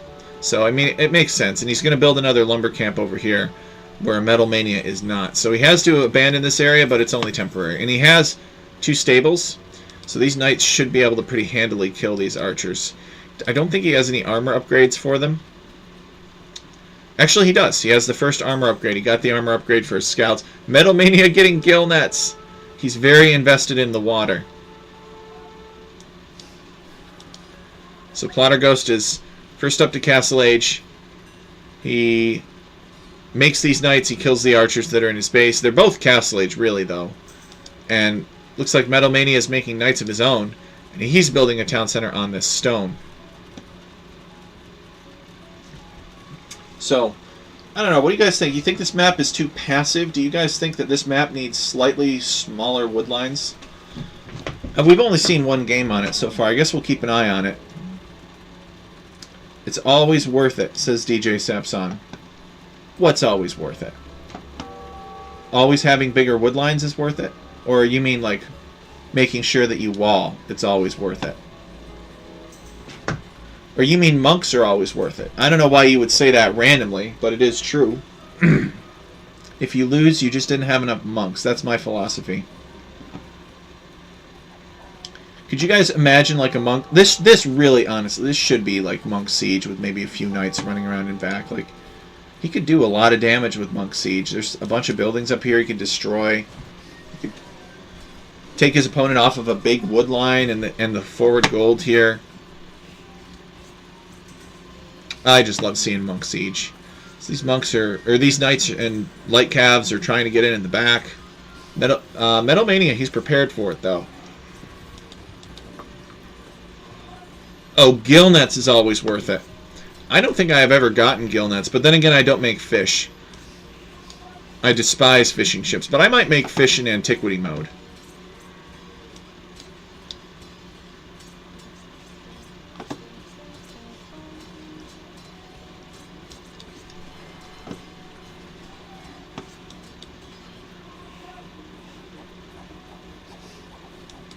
Okay, so there is a monk from Plotter Ghost, but this monk is not enough for all of these units.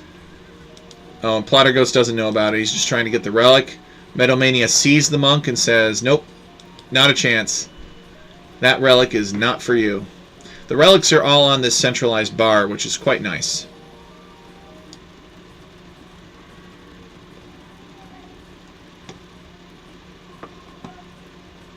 Meanwhile, Plotter Ghost is still trying to get in, but he just can't.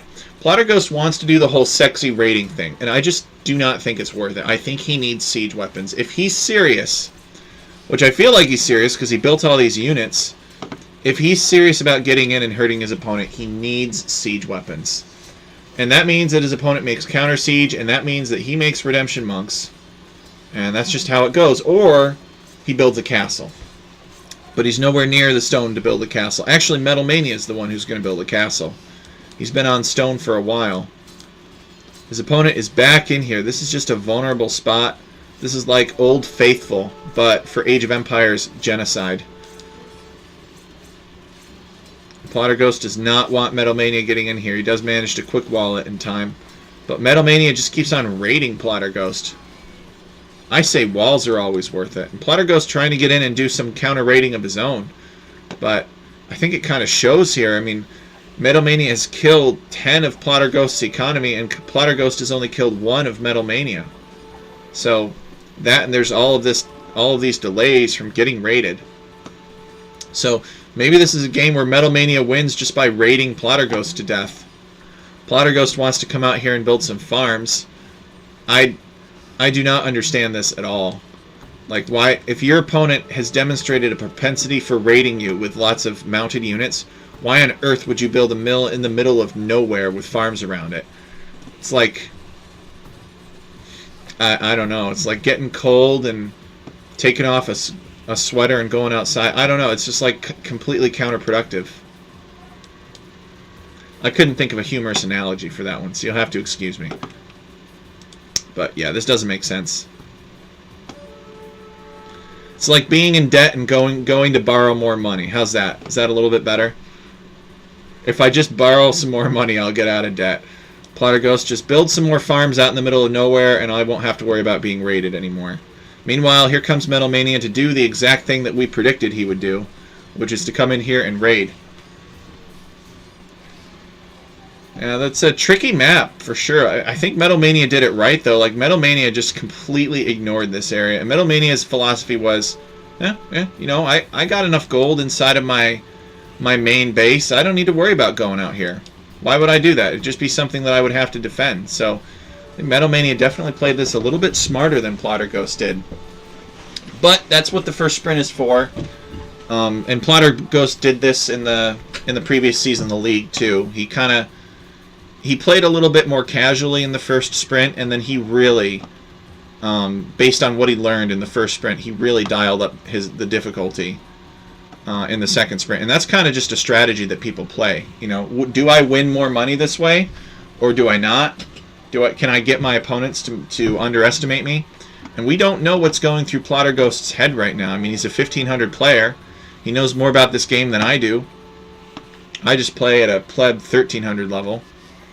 I haven't played in a long time. I don't even know if I play at a 1300 level anymore, to be honest. Probably more like 1000 elo now. So Metalmania with a lot of Malian camels. Maybe he'll go Farimba and get all that extra attack. See, he's... Actually, no. I like this. I really like this for Metalmania. So Metalmania is recognizing, oh, there's lots of big wood... Or there's a few big wood lines.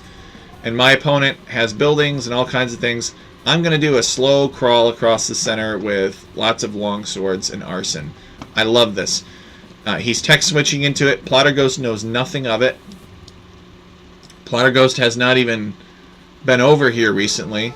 I guess there is one barracks, but that shouldn't be surprising because you need the barracks in order to build the stables. So he's showing Plotter Ghost all of these camels.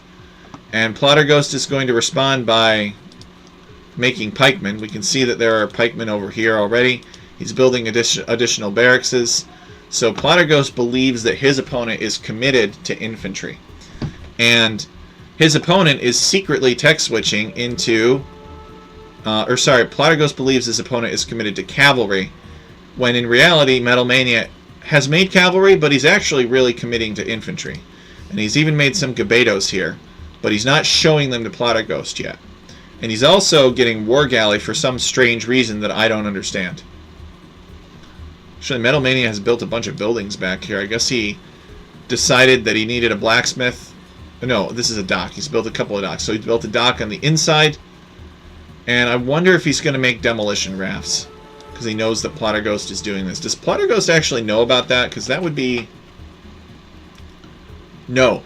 He does not know about the dock on the inside. He knows about the dock on the outside and doesn't care because he doesn't have any fish out here. So what Metalmania needs to do is Metalmania needs to not show his hand, make that demolition raft, and just sail right in here and blow up 5 villagers. But... instead, he's going to give Plotter Ghost a heads up. Going to be like, hey, I've got warships in here. Look at me. And so Plotter Ghost is going to know at this point that something's up. I mean, he can't see the docks because it's not in his vision. But he'll know from seeing the ships. So Metalmania is just full of surprises, this game. I love surprises, actually. I think, well, I personally don't like them, but I like seeing them hatched on other people, because surprises are what win wars, right? When you do a surprise, you're thinking of, oh, you know, I'm doing some strategy that my opponent is not expecting.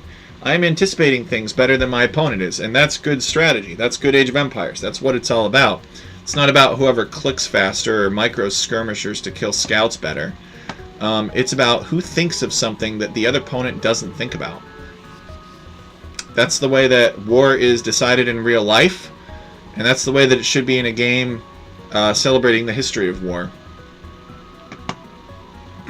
Medieval combat, if you will.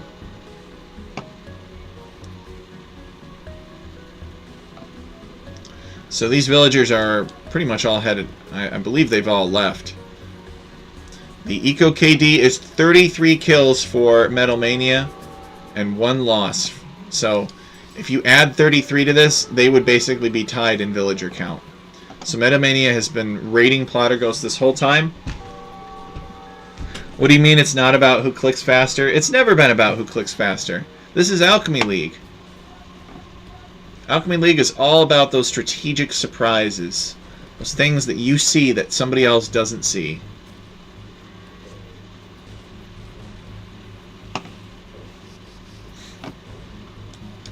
Yeah, slow motion here. What's going on with my capture age? It's kind of slow. Dang, I was hoping that it would be faster. I guess it still kind of runs. I upgraded my processor. It was my Christmas gift to me. I got myself a new processor for my computer, and the hope was that I would be able to run capture age more efficiently. And it does run better than it used to. But for some reason, we've got a massive slowdown right now. So I'm just going to have to do more talking, I guess, while these guys take their time killing each other. I'm just going to call it the time dilation from the black hole. Actually, you know what I could do is zoom in so that the units move faster. There we go. We'll see these ladies shuffling around the singularity. And they're going to come over here and...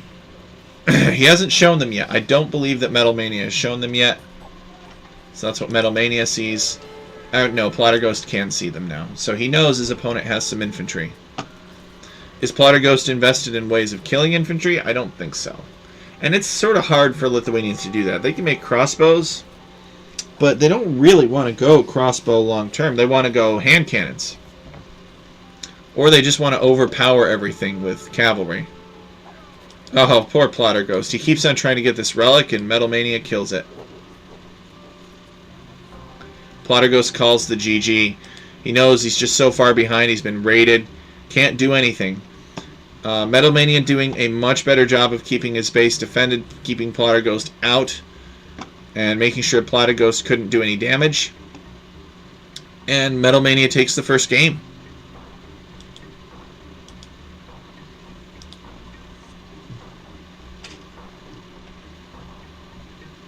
So now we're going to get to see them play Comet.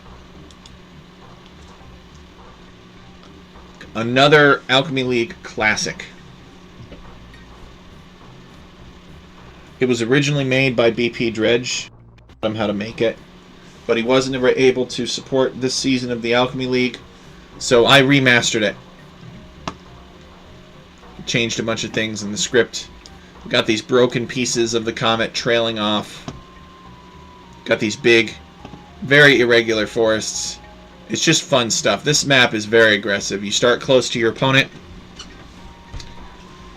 And, what in the world? What the heck? They start with a regular scout on this map. Oh, no. That's not supposed to happen. Oops. Oops, oops, oops. That is very unfortunate. I'll probably have to do an update to this map after the league ends. You're supposed to have the Photon Man. Oh, dang. Max says, cast my set versus the Napoleon. You will like the first game of that. I will do what I can, Max. I will do my best. Yeah, this is not good. Scouts. Scouts and Eagles, no Photon Mans. Dang.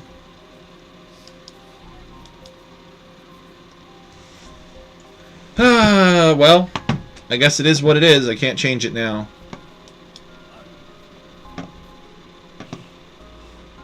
There are at least oysters out here, so they remember to play in antiquity mode. Yeah, I'm sure that I will like the first game of that.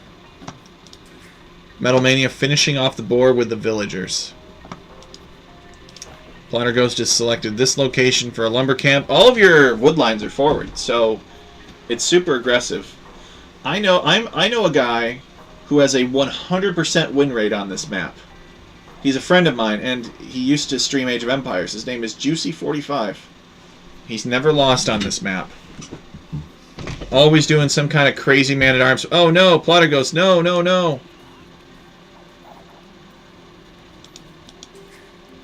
Alright, he manages to save her. That's good.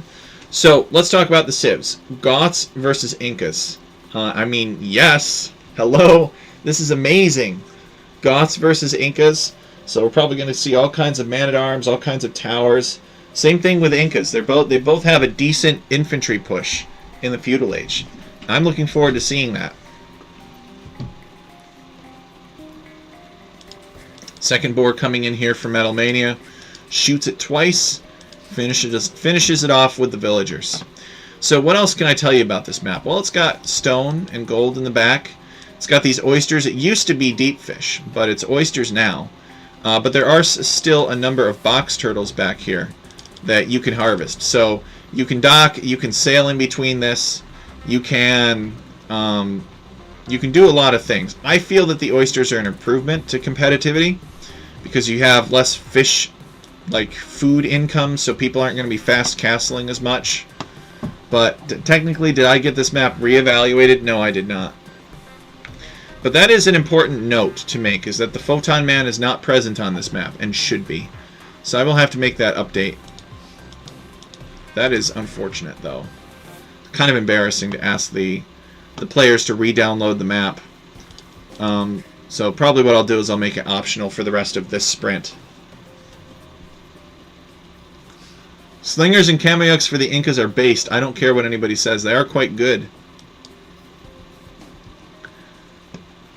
So the Goths, of course, get that bonus damage against boars. They're very good at killing boars, and they also carry more meat. Not that there are any deer out here. In fact, what are these boars even doing on this comet? I'm not sure. But they're here. And I'm not sure what I think of this house. Wouldn't you guys rather see this house out here and like wall across to here?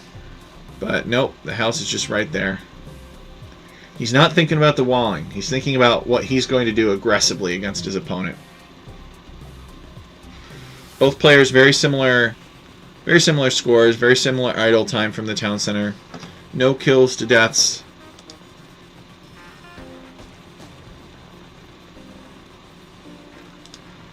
Metalmania building a barracks. And he's getting loom. Plotter Ghost has already gotten loom. So when you get loom, you go up to the feudal age next. And Plotter Ghost is actually not clicked yet. He's making more villagers. So maybe his economy is not quite adapted for this map. Maybe he's going to force drop off this sheep and then click up. That might be what he wants to do. He does have a dock here. Alright, he's going to click now. So he idles his town center a little bit in order to click up.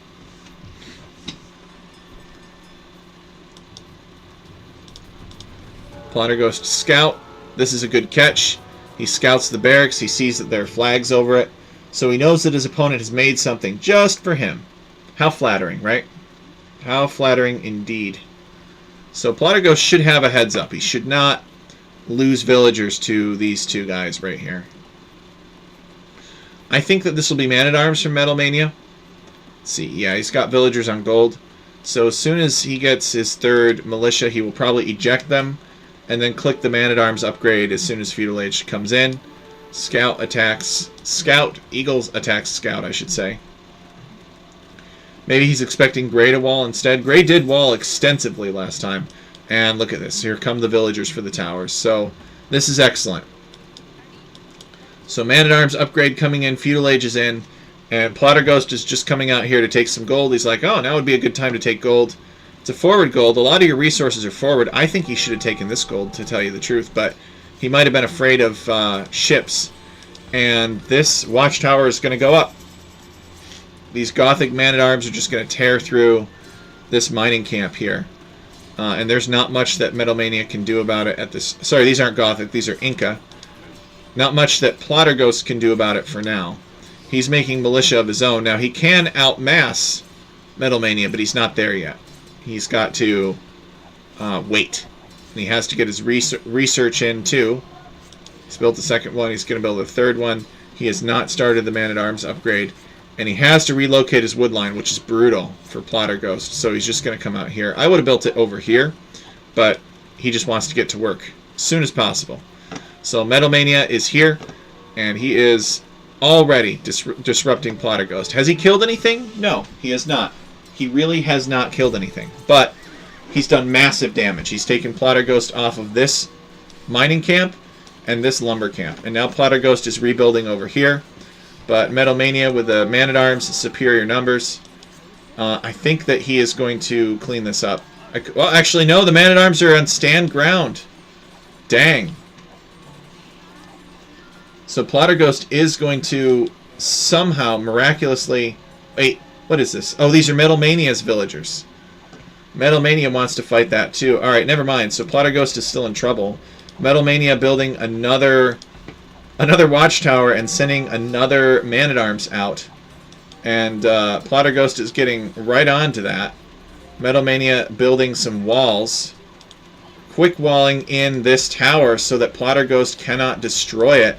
This is some fast reflexes there to execute this tower rush. Plotter Ghost building an archery range, but this tower is going to go up, and that's going to deny his other gold. So Plotter Ghost will have no other recourse than to come back here and take gold. And that's what he's doing. So then, what do you do if you're Metalmania? You build a dock and you make demolition ships. Metalmania never docked at all on this map. Plotter Ghost did. And he's got a few fishing ships, but not that many.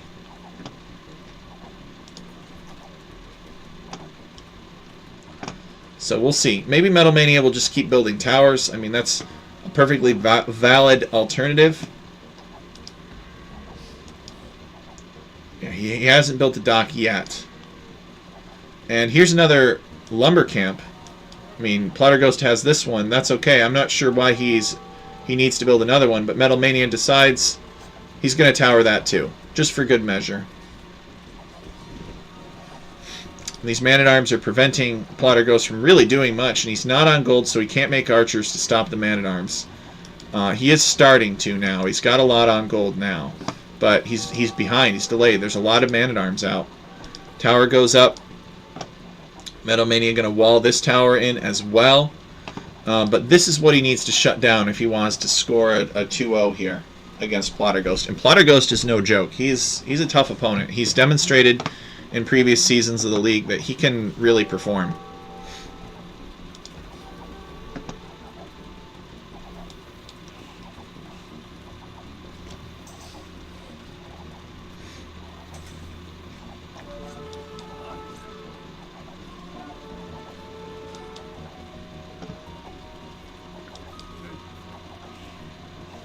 Man-at-Arms on the prowl, looking for more damage. Plotter Ghost has preemptively towered his gold, which is a smart choice.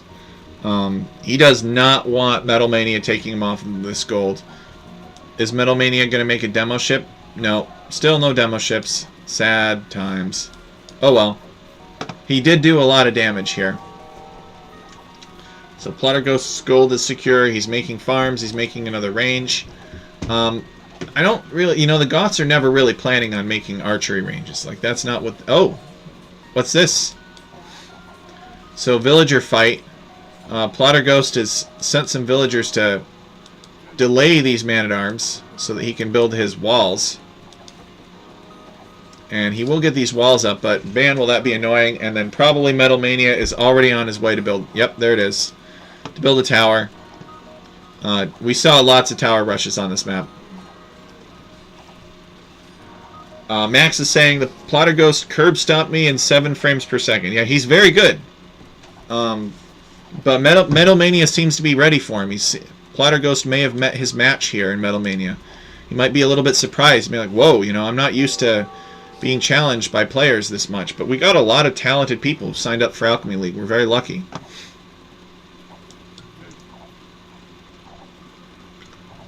And actually, I would say Plotter Ghost is not so much struggling for gold anymore as he's struggling for wood. Where does Plotter Ghost take wood? There's a tower here. There's a tower here. There's a tower here. And there's a tower over here. Where do you take wood if you're Plotter? I mean, he's trying to take it here, but there's archers now in the way. I guess Plotter Ghost theoretically has enough archers to deal with this. Let's see. Does he have fletching? No, he does not have fletching, and his opponent does. So he does not have a numbers advantage because he lacks fletching, if that makes sense. His opponent has more attack and range. Plotter Ghost's like fighting desperately for this opportunity to take wood here. He needs to delete this house. I don't think this house is worth it anymore, but it is 25 wood to rebuild it. What's this? Oh, he's on the stragglers. That's where he's taking wood. And oh, 7 PS is practice squad tourney. Oh, I thought it was 7. Okay. I read that wrong. I thought it was 7 frames per second. I read an F in there for whatever reason. Yeah, I don't know much about the practice squad, Max. But I've heard it's a nice place for people to go and play some Age of Empires. And that's alright in my book. So more and more towers from Metal Mania here. He is tightening his grip. Plotter Ghost rushing this tower down with villagers, and this other one goes up. Metal Mania wants to build these palisade walls at the base of the tower to prevent Plotter Ghost from rushing this one down. This one's going to be a little bit harder, I think, to wall the base of. Plotter Ghost could still get up here.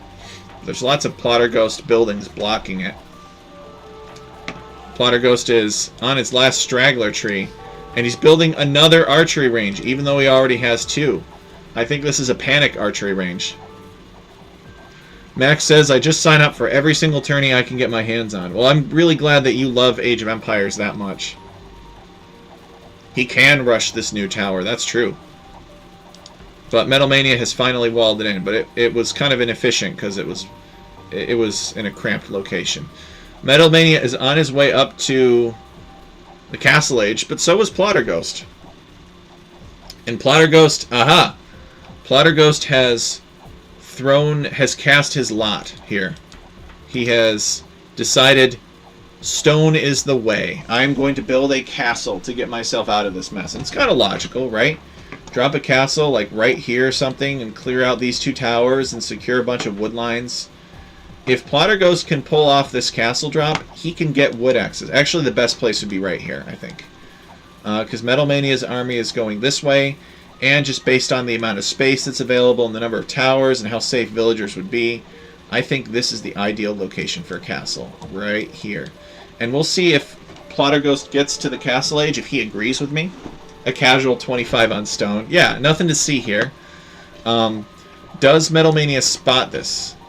He does not spot it. He does not see this this mining camp. Sorry. So he doesn't know that that's his plan. That's Plotterghost's plan. Only if winning was easy. Casual 20. Oh yeah, last year I won 2 or 3 things. Oh, that's awesome. Well, I mean, I think Alchemy League is pretty balanced. I really think that based on the elo differences that we give people, like winning is a real possibility in Alchemy. Obviously, as we attract more people, we, okay, so we're going to build this castle there. Well, that castle doesn't help him with his wood problem, so that might be GG. But it will at least allow him access to more stone. So I think that this is the GG castle. This castle does nothing for his wood situation, and he desperately needs it. So I think this seals his fate right here.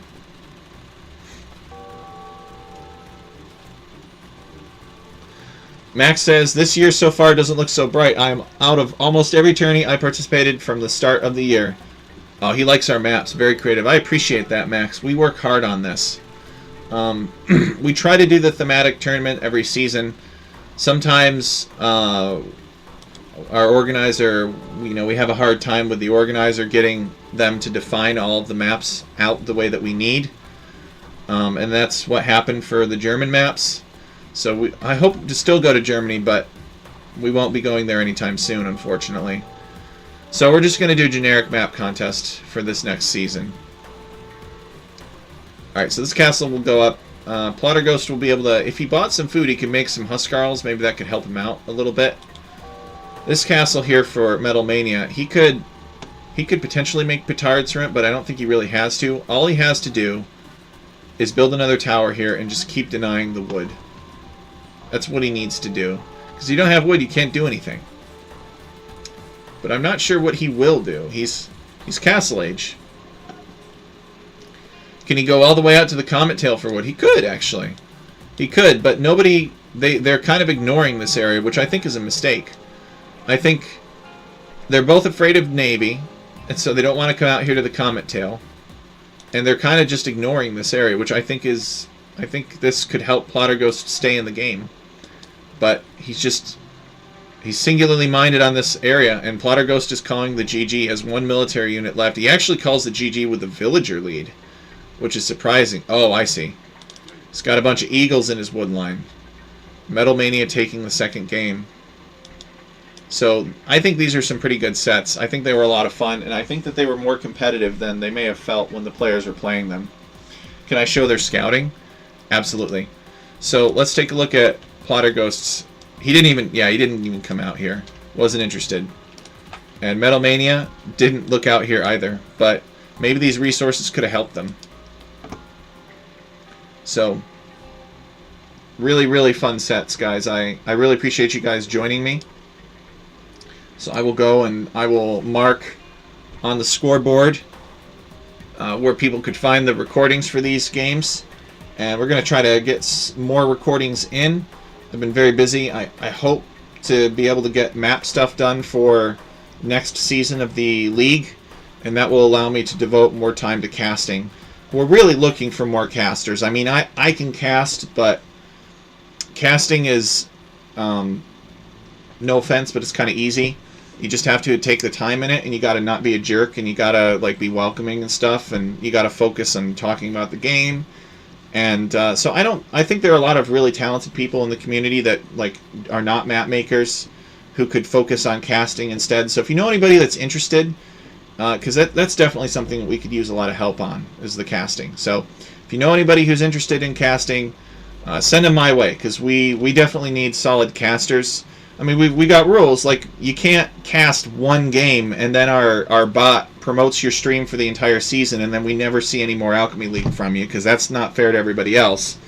So there are some rules, but I think that they are fair, and I'm hoping that we can attract more people to help out with the casting. Hey, the Otter one is here. He just missed it. Yeah, sorry about that, Otter one, but you will be able to see the recording, so you can check out some of the games between Plotter Ghost and Metal Mania. Might be more relevant to you than Sapson versus Yo Soy Pacho.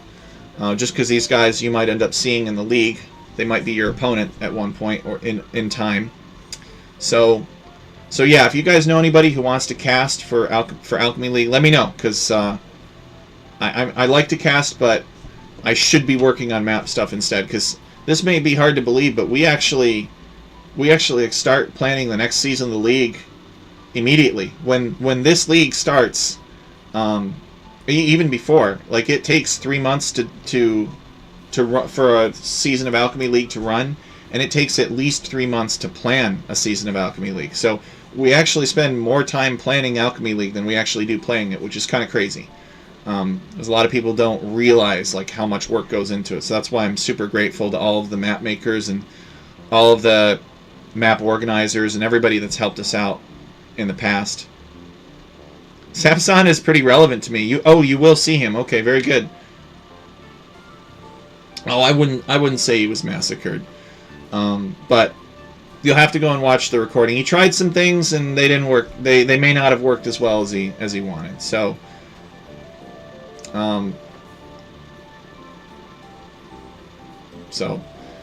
right. Well, thanks guys for tuning in. Really appreciate your support of the league as always, and look forward to seeing you guys again soon. So hopefully I'll be able to do some more casting for Alchemy League, and we'll get to spectate more games.